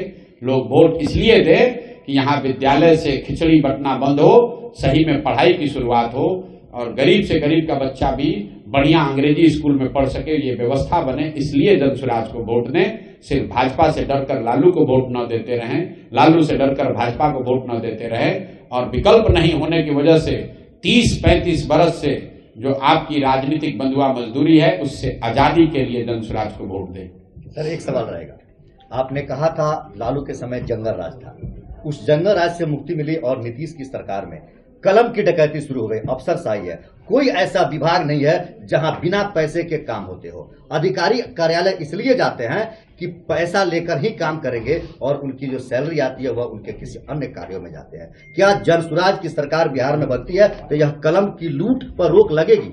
बिल्कुल बिल्कुल लगेगी, और उसका पूरा ब्लूप्रिंट भी हम लोगों ने दिया है। मैं उन व्यक्तियों में से नहीं हूं जो कहता है कि मैं जनसुराज की सरकार बनेगी तो भ्रष्टाचार खत्म हो जाएगा। भ्रष्टाचार खत्म तो नहीं होगा, लेकिन बहुत बड़े स्तर पर इस पर अंकुश जरूर लगा दिया जाएगा। और उसके लिए जो ब्लूप्रिंट दिया गया है, मैंने 4 बातें बताई हैं।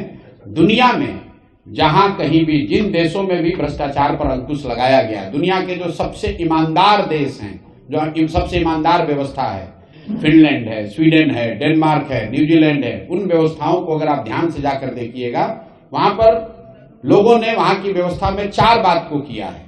पहला बात, लोगों ने ईमानदार प्रत्याशियों को चुनकर भेजा है। दूसरी बात, सब बहुत बड़े पैमाने पर सरकारों ने सत्ता और संसाधन का विकेंद्रीकरण किया है।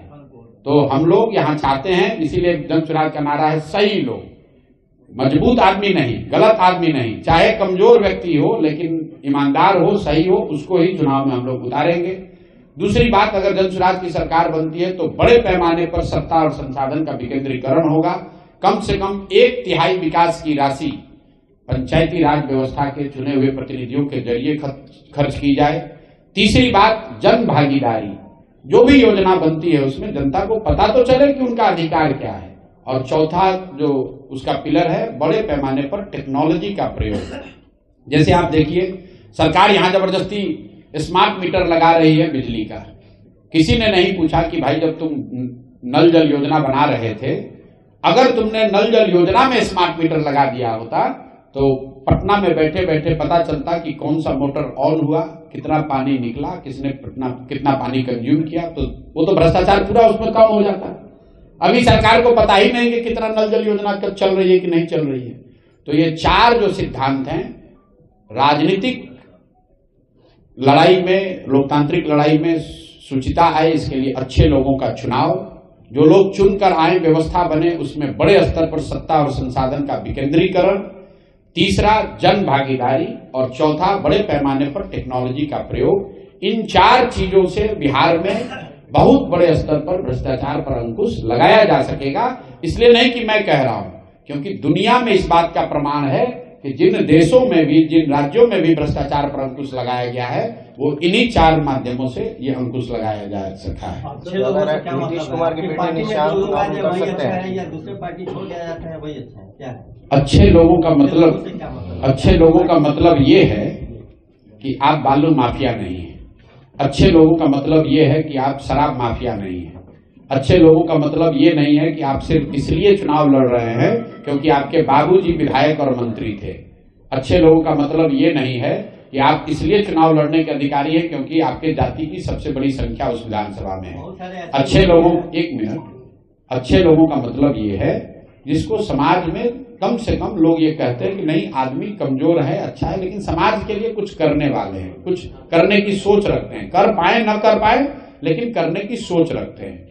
अब आप कहिएगा कि आपके भी दल में बहुत लोग जुड़ा हुआ है, दूसरे दल से आया है, उसका अच्छा का कौन गारंटी लेगा? तो पहले दिन से हम कह रहे हैं कि कोई इसकी गारंटी नहीं ले सकता है। हमारे पास कोई दूरबीन नहीं है कि हम देख के बता दें कौन अच्छा कौन खराब। लेकिन इतना जरूर कह सकते हैं कि जो लोग हमारे इर्द गिर्द हैं, जो इन लोगों को जिम्मेवारी दी गई है, जिनको चुनाव लड़ाया गया है, वो ज्यादातर लोग, 1-2 गलती हो सकता है कहीं, ज्यादातर लोग दूसरे दलों के मुकाबले या जो यहाँ समाज में स्थिति है उसके मुकाबले आपको स्वच्छ और समाज के लिए अच्छी सोच रखने वाले लोग होंगे। कोई भी व्यवस्था परफेक्ट नहीं है। आज ऐसा नहीं है कि राजद में, भाजपा में, जदयू में कोई ईमानदार नहीं है, लेकिन आप उनसे जाकर पूछिए कि भाई तुम्हारा क्या हाल है, तो क्या कहता है? कि भैया क्या करें, व्यवस्था ऐसा है कि हम लोग भी, ईमानदार आदमी को भी चोरी करना पड़ता है। तो हम जन सुराज जो व्यवस्था बना रही है कि कम से कम जन सुराज में से जुड़े हुए लोगों में इतने अच्छे लोग जरूर रहें कि कुछ गलत आ भी जाए तो गलत कर ना पाए, ये इसका सिद्धांत है। चुनाव में आएंगे सर, बिहार के वासियों के साथ हमेशा धोखा होता है। किसी भी पार्टी से कोई भी नेता आते हैं, बिहार के लोगों के साथ वादा करते हैं कि जीतने के बाद हम ये करेंगे, ये विकास करेंगे, लेकिन जीत जाने के बाद वादे से सर मुकर जाते हैं। तो आपके पार्टी पे कैसे भरोसा किया जाएगा? आपकी भी पार्टी तो नया है सर। बिल्कुल भरोसा न करें, लेकिन जिसने पहले आपको ठग लिया, मोदी जी मोतिहारी में 2014 में आए थे और वहीं से भाषण में कहा कि जब इस चीनी मिल को चालू करने के बाद इसके चीनी से बने हुए चाय पीऊंगा तभी वोट मांगने आऊंगा। 2014 में कहे, 14 के बाद 5 को चुनाव में मोदी जी वोट मांगने आए और मोतिहारी की जनता ने उन्हीं मोदी जी के कहने पर फिर वोट दिया। तो भैया वो तो नोन है कि इन्होंने धोखा दिया। उसके मुकाबले जनसुराज है जो अच्छा भी कर सकती है, धोखा भी दे सकती है, मान लिया बात को। लेकिन फिर भी अगर आपके पास एक दवा है जो एक्सपायर है, लिखा हुआ है कि ये दवा एक्सपायर हो गया है, और एक दवा है जो कि नई दवा है, ये डॉक्टर कह रहे हैं कि ये इससे रोग ठीक हो भी सकता है, नहीं भी हो सकता है। तो आप बताइए, पत्रकार होने के नाते आप ही बताइए कि आप एक्सपायर दवा खाइएगा कि जो दवा में 50% ठीक होने की संभावना है, 50% हो या 20% हो, वो दवा खाइएगा। तो जो पहले से एक्सपायर दवा है, लोगों ने लालू, नीतीश, भाजपा को यहाँ 30 वर्ष देख लिया, इसलिए उनको नया प्रयास करना चाहिए, जनसुराज को मौका देना चाहिए। जनसुराज भी न करे तो जनसुराज को भी हटाना चाहिए। लोकतंत्र में आपको 5 वर्ष में मौका आता है। आप कह रहे हैं कि नेता लोग ठग रहा है, तो भाई जो नेता ठग रहा है उसको दोबारा मत चुनो। जनसुराज वाले कितना दिन ठग लेंगे? 5 ही साल तो ठगेंगे। बिहार की दुर्दशा तो 75 साल से है, कम से कम 35 साल से तो लालू नीतीश ही आप कर रहे हैं। दक्षिण के जिन राज्यों में आपके हमारे बच्चे जाकर मजदूर बने हुए हैं, तमिलनाडु में, केरल में, कर्नाटक में, आंध्र प्रदेश में और तेलंगाना में, जिन राज्यों में सबसे ज्यादा आर्थिक तरक्की अभी हो रही है, उन राज्यों में कोई आदमी 10 साल से ज्यादा मुख्यमंत्री नहीं बना है। वो दक्षिण के राज्य क्यों तरक्की कर रहे हैं? क्योंकि जो भी मुख्यमंत्री बनता है, जो भी दल सत्ता में आता है, उन पर यह दबाव होता है कि हम काम नहीं करेंगे, जनता हटा देगी। तो जनसुराज को भी आप चुनिए सिर्फ 5 वर्ष के लिए, 5 वर्ष के लिए मौका दीजिए। अगर ये लोग भी, जनसुराज वाले भी काम नहीं करते हैं, तो इनको भी झाड़ू मारकर बाहर भगाइए, तभी सुधार होगा। किसी एक दल को आप लगातार वोट देते रहेंगे तो वो दल चाहे भाजपा हो, जदयू हो, जनसुराज हो, राजद हो, कांग्रेस हो, वो आपको टेकन फॉर ग्रांटेड ले लेंगे, आपका काम नहीं करेंगे। तो जनसुराज, जो मैंने आपको कहा, सबसे पहले क्यों वोट जनसुराज को पड़ना चाहिए? क्योंकि जनसुराज के प्रयास से आपके हमारे सामने एक नया विकल्प आ रहा है। आपकी राजनीतिक बंधुआ मजदूरी खत्म हो रही है।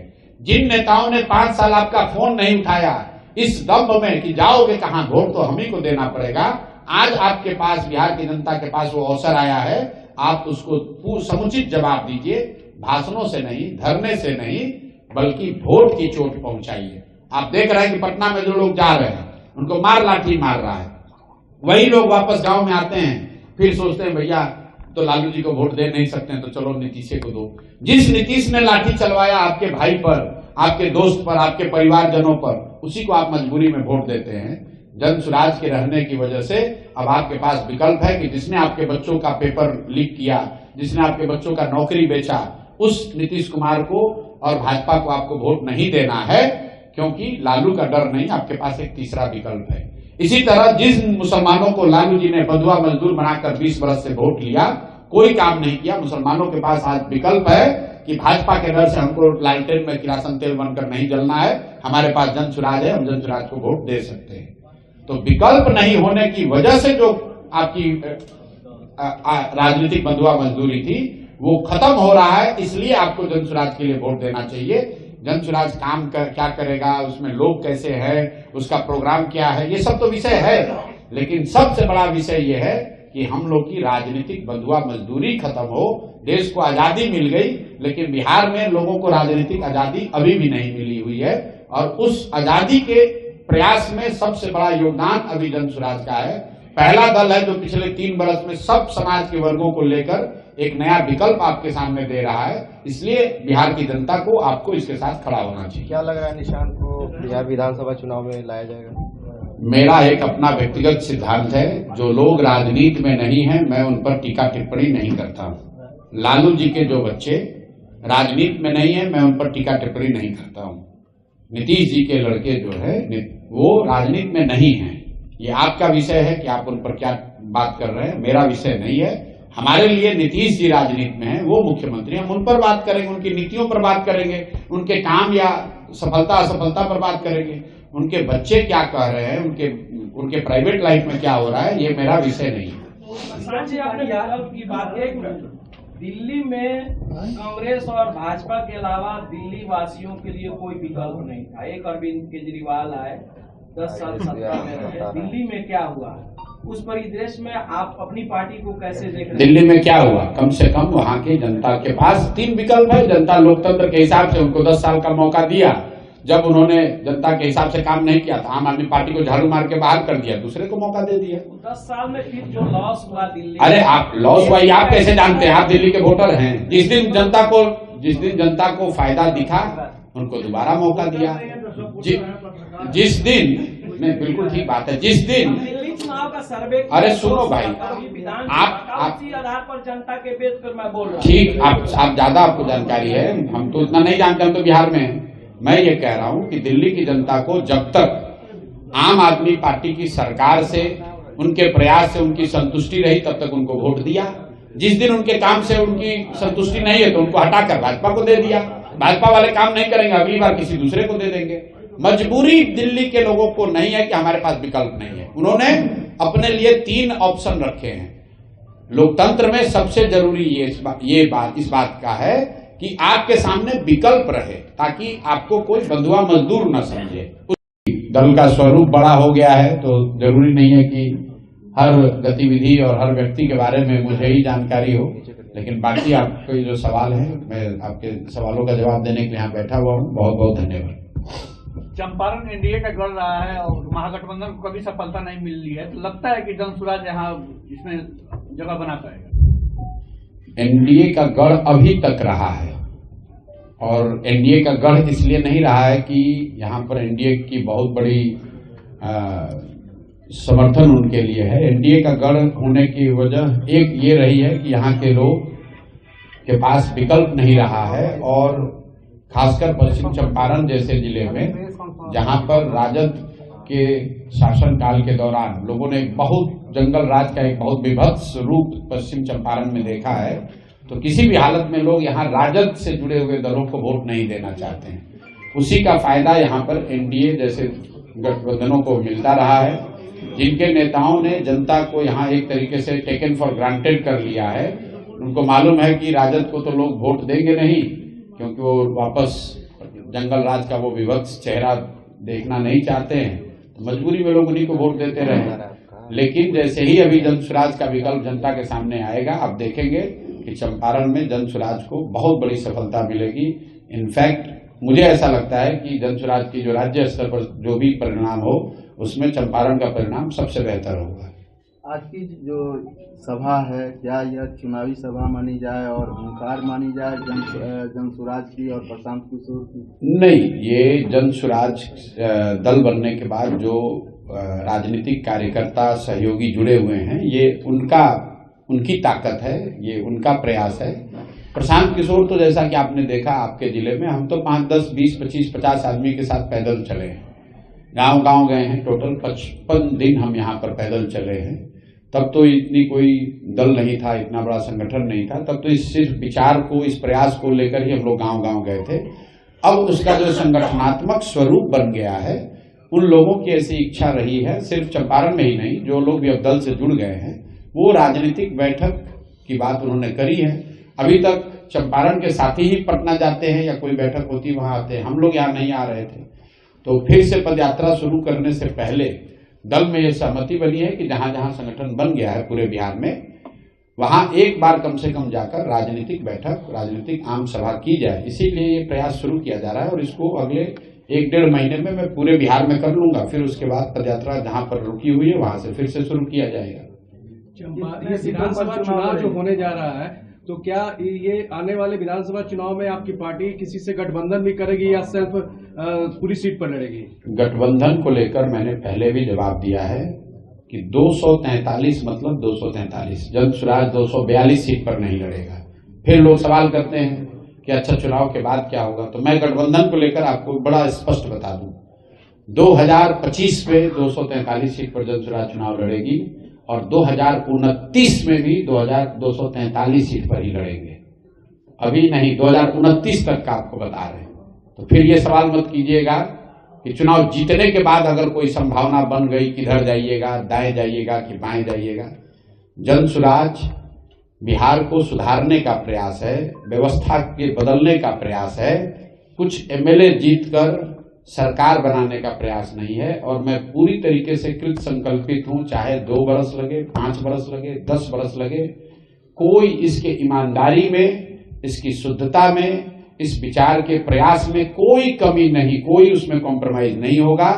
तो गठबंधन का न पहले न बाद में कोई न संभावना आज है, न 25 के बाद होगी, न 29 में होगी। कम से कम जब तक मैं जीवित हूं, मैं इस काम को कर रहा हूं, सवाल ही नहीं पैदा होता है कि बिहार में किसी एग्जिस्टिंग दल के साथ हम लोग कोई गठबंधन कर लें, क्योंकि इन्हीं दलों ने तो बिहार को बर्बाद किया है। लालू नीतीश ने ही तो इसको बर्बाद किया है, कांग्रेस ने ही तो बिहार के लोगों का भविष्य लालू के हाथ में बेचा है। आज भाजपाइयों ने ही तो नीतीश को हम लोग के सर पर थोपा है। तो इन्हीं चारों के साथ या इनमें से किसी के साथ गठबंधन करके हम बदलाव की बात कैसे कर सकते हैं? बिहार में शराबबंदी है, क्या लगता है आपके जीतने के बाद शराबबंदी चालू रहेगी कि यह बंद हो जाएगी? अब बिहार में शराबबंदी है, अगर पश्चिम चंपारण के इतने सब वरीय साथी पत्रकार अगर आप कह रहे हैं कि शराबबंदी है, तो मेरा कोई बात कहना ही इस पर बेकार है। बिहार में शराबबंदी नहीं है, शराबबंदी के नाम पर शराब की दुकानें बंद हैं, घर घर शराब बिक रहा है। और हम जन स्वराज ने पहले घोषणा करी है कि अगर जन स्वराज की सरकार बनती है तो 1 घंटे के अंदर बिहार से शराबबंदी का कानून हटा दिया जाएगा। इसलिए हटा दिया जाएगा कि दुनिया में इस बात का कहीं कोई प्रमाण नहीं है। सिर्फ बिहार की बात नहीं कह रहा हूं, देश की बात नहीं कर रहा हूं, दुनिया में इस बात का कहीं कोई प्रमाण नहीं है कि शराबबंदी के जरिए किसी समाज का आर्थिक, सामाजिक, नैतिक सुधार हुआ। दूसरी बात, शराबबंदी की वजह से बिहार में करीब करीब 15 से 20 हजार करोड़ रुपए का नुकसान हो रहा है हर साल। ये पैसा कहां जा रहा है? ये पैसा जा रहा है यहाँ के भ्रष्ट नेताओं के जेब में, यहाँ के अफसरों के जेब में, शराब माफिया के जेब में। बिहार सरकार जिसका बजट अभी अभी आया है, आप उसका विकास का बजट देख लीजिए, 20,000 करोड़ रुपया इतनी बड़ी राशि है कि प्लान्ड एक्सपेंडिचर का करीब करीब ये 15 से 20% होता है। 1/3 से 1/4 पैसा जो है आप फॉरगो कर रहे हैं, और ये पैसा से किसी का फायदा नहीं हो रहा है। ये पैसा मिल रहा है यहाँ के अफसरों को, नेताओं को, शराब माफियाओं को। तीसरी बात कही गई, गांधी जी ने ये कहा है, इस बात को भी मैंने खुलासा किया है कि जो भी गांधी को पढ़ने का, समझने का दावा करते हैं, उनको मेरी खुली चुनौती है, आप मुझे गांधी जी का लिखा हुआ एक लाइन, एक पंक्ति दिखा दीजिए या बोला हुआ वाक्य सुना दीजिए जिसमें गांधी जी ने कहा है कि सरकार कानून बनाकर शराबबंदी लागू करे। गांधी जी ने शराबबंदी को सामाजिक प्रयास के तौर पर बताया, कानून बनाने की बात नहीं कही। अगर गांधी जी कानून बनवाना चाहते तो देश आजाद हुआ था, गांधी जी कहते पूरे देश में शराबबंदी लागू हो गई होती। अंतिम 2 और बात, सर जिस शराबबंदी को महिलाओं के नाम पर किया गया है, सबसे ज्यादा इस कानून का प्रताड़ना भी इस कानून से महिलाओं की है। कुल 8 लाख से ज्यादा मामले हुए हैं शराबबंदी में, 6.5 लाख से ज्यादा केसेस में कोर्ट ने कॉग्निजेंस लिया है, और 1.25 लाख से ज्यादा लोग आज भी अंडर ट्रायल जेल में हैं। जो लोग जेल में आज बंद हैं, ज्यादातर ये लोग समाज के गरीब और पिछड़े समाज के लोग हैं, जिनको कोई वकील नहीं मिल रहा है, जिनका कोई कोर्ट में केस लड़ने वाला नहीं है, वही लोग आज जेल में बंद हैं। तो जो लोग सामाजिक न्याय की बात कर रहे हैं वो ये भी बताएं कि शराबबंदी से सबसे बड़ा नुकसान किसको हुआ है। जो सरकार में ऊपर बैठा हुआ है, नीतीश कुमार के अगल बगल बैठा है, वो तो शराब का धंधा कर रहा है, वो करोड़ों रुपया कमा रहा है, और गरीब आदमी कहीं पकड़ लिया गया उसको आप पकड़ के जेल में कर देते हैं। तो ये बिल्कुल हम लोग इस नीति के खिलाफ हैं, इसके हटाने के पक्षधर हैं, और जैसे ही जन स्वराज की सरकार बनेगी इसको हटा दिया जाएगा। कई लोग कहते हैं कि भैया ये कीजिएगा तो महिला वोट नहीं देगी। तो मैं हमेशा आपको कहता हूं कि जन सुराज में मैंने इस अभियान को शुरू करते समय एक अपने आप से वादा किया है कि 10 वर्ष मैंने बहुत नेताओं और दलों के साथ काम किया। कई बार हम लोग जानते हैं कि ये बात गलत है, फिर भी वोट के लिए वो बात बोली जाती है, लेकिन इस अभियान में मैंने ये संकल्प लिया है कि मुझे जो बात सही लगेगी मैं बोलूंगा वही। आपको अच्छा लगे तो जुड़िए, नहीं अच्छा लगता है तो कोई बात नहीं है, लेकिन उस पर कोई कॉम्प्रोमाइज होने वाला नहीं है। बिहार में डोमिसाइल नीति नहीं लागू होने के कारण बहुत सारे ऐसे बिहार के युवक हैं जो बेरोजगार हो रहे हैं, नौकरी से वंचित रह रहे हैं। क्या डोमिसाइल नीति पर कुछ कहेंगे? बिल्कुल कहेंगे। देखिए, डोमिसाइल नीति क्यों नहीं बिहार में डोमिसाइल लागू है? इसलिए नहीं लागू है कि हम लोग के मुखिया नीतीश कुमार जी को हर 6 महीने साल भर पर यह फितूर रहता है कि हम देश के प्रधानमंत्री बन सकते हैं। तो उनको लगता है कि दूसरे राज्यों के 10, 20, 50 बच्चों को भी अगर नौकरी यहाँ मिलेगी तो दूसरे राज्य में लोग जाकर कहेगा कि भाई नीतीश कुमार बहुत अच्छा सरकार चला रहा है, वहां हमको वोट मिलेगा। वरना कोई वजह नहीं है कि बिहार जैसे गरीब राज्य में जहां पर से 50 लाख से ज्यादा लोग 6 से 8 हजार 10 हजार रुपए की मजदूरी के लिए बाहर जा रहे हैं, वहां पर जो भी सरकारी नौकरी निकल रही है उसमें 50% से ज्यादा लोग यहां से बाहर के लोगों को आकर नौकरी मिल रही है। लेकिन जितना नीतीश कुमार इसके लिए जिम्मेवार हैं उतना ही भाजपा ही जिम्मेवार है। देखिए, ये जो भाजपाई हैं यहाँ पर, ये बिल्कुल बड़े होशियारी से सत्ता में भी हैं और कोई जिम्मेवारी भी नहीं लेते हैं। आप लोग सब यहाँ चंपारण के पत्रकार हैं, आपने कहा कि भाजपा का ये गढ़ है। जरा भाजपाइयों से पूछिए कि भाई शराबबंदी से इतना ही फायदा है तो देश में तो तुम्हारी सरकार है, तुम देश में इसको काहे नहीं लागू करा देते हो? बगल में योगी जी काहे नहीं लागू कर दे रहे हैं शराबबंदी? जरा भाजपाइयों से पूछिए तो। अगर इतना बढ़िया ये कानून है तो बिहार के लोग ही इसका मजाक क्यों ले रहे हैं? तुम यूपी के लोगों को भी मजा दिलवाओ भाई, तुम देश में भी लागू करा दो। ये जो भाजपा की दो मोहित नीति है, यही काम तो कांग्रेस ने किया है। देश में बैठकर आप इकोनॉमिक ग्रोथ की बात कर रहे हैं और बिहार को हवाले कर दिया लालू के जंगल राज के। वही काम भाजपा वाले कर रहे हैं। देश में आप विकास, तरक्की, फैक्ट्री की बात कर रहे हैं और बिहार में आकर शराबबंदी और 5 किलो अनाज, मंदिर मस्जिद की बात कर रहे हैं। तो मैं हमेशा कहता हूं कि बिहार के बर्बादी के लिए लालू और नीतीश जिम्मेवार है, लेकिन इसके असली गुनाहगार कांग्रेस और भाजपा ही हैं, क्योंकि लालू जी को इस राज्य की जनता ने सिर्फ एक बार वोट दिया है 1995 में। लालू जी को कभी बहुमत बिहार की जनता ने नहीं दिया है, लेकिन 15 साल से ज्यादा लालू जी ने राज किया कांग्रेस के बैसाखी से। उसी तरह नीतीश कुमार को बिहार की जनता ने सिर्फ एक बार वोट दिया है, 117 एमएलए जिताया था 2010 में। उसके अलावा जितनी बार मुख्यमंत्री नीतीश कुमार रहे हैं, ज्यादातर समय भाजपा के सपोर्ट से रहे हैं। तो अगर नीतीश सरकार के खिलाफ लोगों में गुस्सा है, नीतीश कुमार गलत कुछ कर रहे हैं, तो उसका असली गुनाहगार भाजपा ही है। ये दूसरे राज्य में दूसरे के पार्टियों को तोड़कर अपना सरकार बनाते हैं, विधायकों को खरीद कर सरकार बनाते हैं। बिहार में ऐसा कैसे है कि इनका 75 विधायक है, सामने से नीतीश कुमार का 42 विधायक है और नीतीश कुमार मुख्यमंत्री है। सामाजिक समीकरण के नाम पर कि 12 गो एमपी का समर्थन दिल्ली में मिलता रहे, बिहार के बच्चे अगर भोग रहे हैं तो भोगें, बिहार के बच्चे पलायन कर रहे हैं, इनको कोई उसकी चिंता नहीं है। मोदी जी आए कह रहे हैं कि बिहार का लाडला मुख्यमंत्री है। ये नहीं कहा कि यही लाडला, हम तो अपील कर रहे हैं आपके जरिए भाजपाइयों को, माननीय मुख्य प्रधानमंत्री मोदी जी को, कि अगली बार जब अमित शाह जी और मोदी जी आए तो उनको ये घोषणा करनी चाहिए कि यही लाडले व्यक्ति अगले 5 वर्ष भी मुख्यमंत्री रहेंगे। वो घोषणा कर दें। चंपारण में अगर एक सीट पर भाजपा न हारी तो आप हमसे पूछ लीजिएगा, खाली ये घोषणा कर दें। ये लोग नीतीश को आगे मुखौटा बनाकर किसी तरह वोट लेना चाहते हैं। जीतने के बाद नीतीश का भी गला काटेंगे और इस बार अपना मुख्यमंत्री बनाएंगे। नीतीश कुमार के द्वारा प्रधानमंत्री नरेंद्र मोदी के पैर छूने पर आपने बिहारियों के अपमान बताया था। बिल्कुल बताया था। देखिए, पैर छूना हम लोग की सामाजिक सभ्यता का हिस्सा है। आप अपने से बड़े व्यक्ति का या जिसको भी आप सम्मान देते हैं उसका अगर पैर छूते हैं उससे कोई दिक्कत नहीं है। लेकिन नीतीश कुमार पार्लियामेंट में, देश के संसद में जहां शपथ विधि चल रही हो या जहां पर सरकार का एक फॉर्मल मीटिंग चल रहा है, वहां पर खड़े होकर प्रधानमंत्री का पैर छू रहे हैं, तो वो सिर्फ नीतीश कुमार व्यक्ति और नरेंद्र मोदी का मामला नहीं है। वो बिहार के मुख्यमंत्री हैं, 13 करोड़ लोगों को रिप्रेजेंट कर रहे हैं। वहां पर सारे राज्यों के मुख्यमंत्री हैं। क्या किसी दूसरे ने पैर छुआ नीतीश मोदी जी का?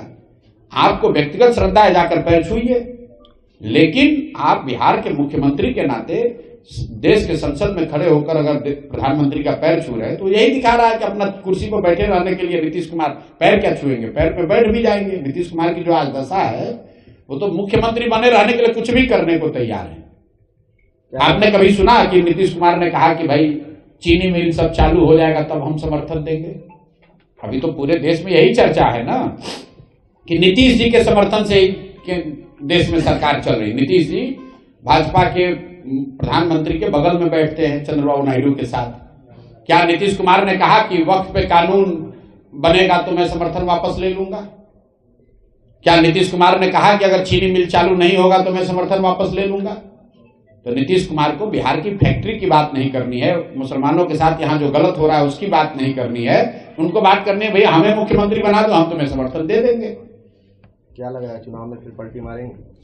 कहां पलट के कहां जाएंगे? नीतीश कुमार को कहां दम है कि पलट के कहीं जाए? वो तो नीतीश कुमार पलटी जीतने के बाद करते हैं। एक चीज आप लोग को ध्यान नहीं है, नीतीश कुमार अपने पूरे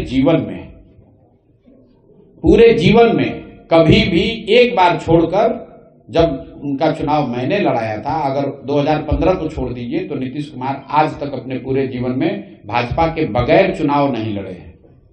क्योंकि वो लड़ते हैं भाजपा की ताकत से, भाजपा के पैसे से, भाजपा के संगठन से, और जीतने के बाद वो पलटते हैं।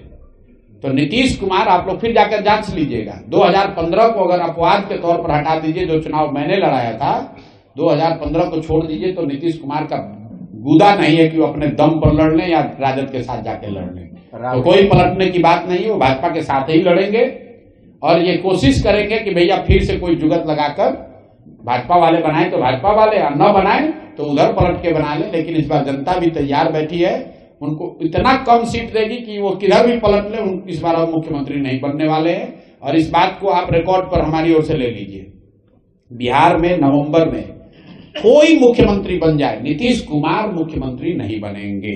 अगर बन जाए तो आप हमको पकड़िएगा, हम अपना अभियान वापस ले लेंगे। नीतीश कुमार मुख्यमंत्री बनने वाले नहीं। नीतीश कुमार का फेस रिएक्शन जो है वो भी काफी चर्चा में है। तेजस्वी यादव कह रहे हैं कि सिर्फ इशारों में बात करते हैं, कभी मुंह चबाते रहते हैं सदन में। भाई देखिए, फेस रिएक्शन पे क्या कहेंगे हम लोग? पिछले कई महीनों से मैं कह रहा हूं कि नीतीश जी शारीरिक तौर पे थक गए हैं, physically tired and mentally retired.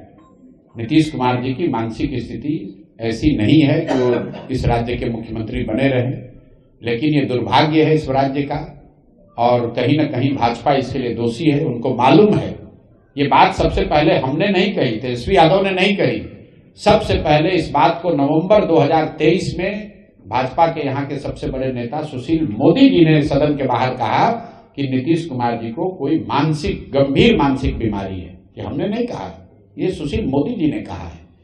उसके बावजूद अगर कोई मानसिक तौर पर बीमार व्यक्ति को आप मुख्यमंत्री बनाकर थोपे हुए हैं बिहार पर, तो इसीलिए मैंने कहा कि गुनाहगार कौन है, गुनाहगार कौन है आप देख लीजिए। हम तो आपको कैमरे पर चुनौती दे रहे हैं। नीतीश कुमार, रोग की बात छोड़ दीजिए, अपने मंत्री परिषद के सदस्यों का खाली नाम बता दें, बाकी बात छोड़िए, बिहार की समस्या, विभाग में क्या हो रहा है नहीं हो रहा है सब छोड़िए। अगर विभाग के सभी मंत्रियों का नाम बिना कागज देखे बता दें तो मैं मान लूंगा कि वो स्वस्थ है और 5 साल उन्हीं को मुख्यमंत्री होना चाहिए। नीतीश कुमार अपने विभाग के मंत्री परिषद के साथियों का नाम तक नहीं बता सकते हैं, और पटना में या जो लोग भी नीतीश कुमार के इर्द गिर्द हो रही घटनाओं को गंभीरता से देख समझ रहे हैं, वो सब बात ये जानते हैं कि नीतीश कुमार की अभी मानसिक स्थिति ऐसी नहीं है। उनको तो ये याद नहीं रह रहा है कि किस जिला में हम जा रहे हैं। वो 4 बार जब अधिकारी बताते हैं तो उनको लगता है कि भैया हम पश्चिम चंपारण में हैं, नहीं तो इसको कुछ दूसरा जिला भी बता दें तो कोई दिक्कत नहीं है। और आप देखिएगा चुनाव में ये दिखेगा अभी आपको। अभी तो मुख्यमंत्री हैं तो बहुत घेरे में है, कोई बात नहीं कर सकता है, ढाक तोप के उनको पब्लिक के सामने लाया जा रहा है। लेकिन जैसे ही चुनाव प्रचार शुरू होगा और जनता में आकर भाषण देना पड़ेगा, बोलना पड़ेगा, अपनी बात रखनी पड़ेगी, पत्रकार सवाल करेंगे, तो आपको जो मैं कह रहा हूं ये आपको दिखेगा। आपकी पार्टी को लोग क्यों वोट दें? हमारी पार्टी को तो पहली बात, ये हमारी पार्टी नहीं है, ये जनता ने मिलकर बनाया है। वोट इसलिए दें कि 30-35 साल से विकल्प के अभाव में लालू के डर से भाजपा और भाजपा के डर से लालू को देने की जो राजनीतिक बंधुआ मजदूरी है वो खत्म हो।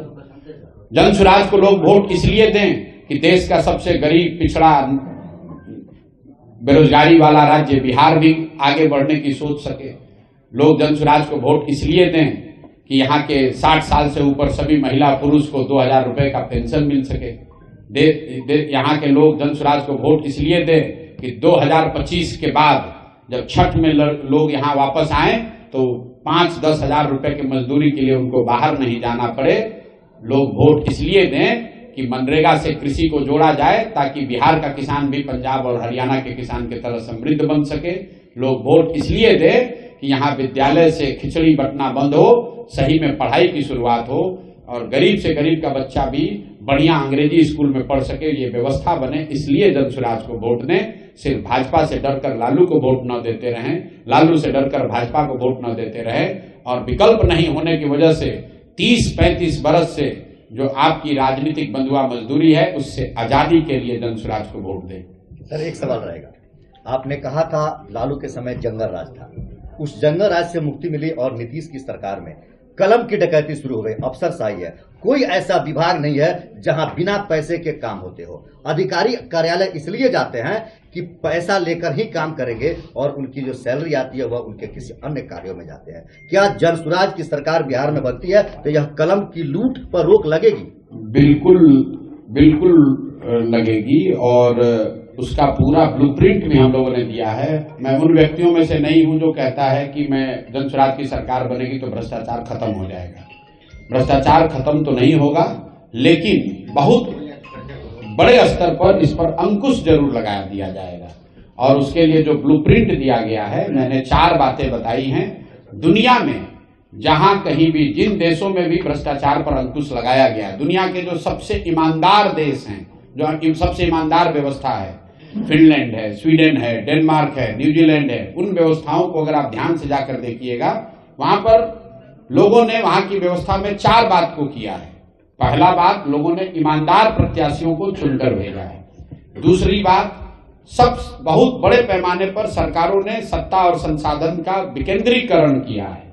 तो हम लोग यहाँ चाहते हैं, इसीलिए जनसुराज का नारा है सही लोग, मजबूत आदमी नहीं, गलत आदमी नहीं, चाहे कमजोर व्यक्ति हो लेकिन ईमानदार हो, सही हो, उसको ही चुनाव में हम लोग उतारेंगे।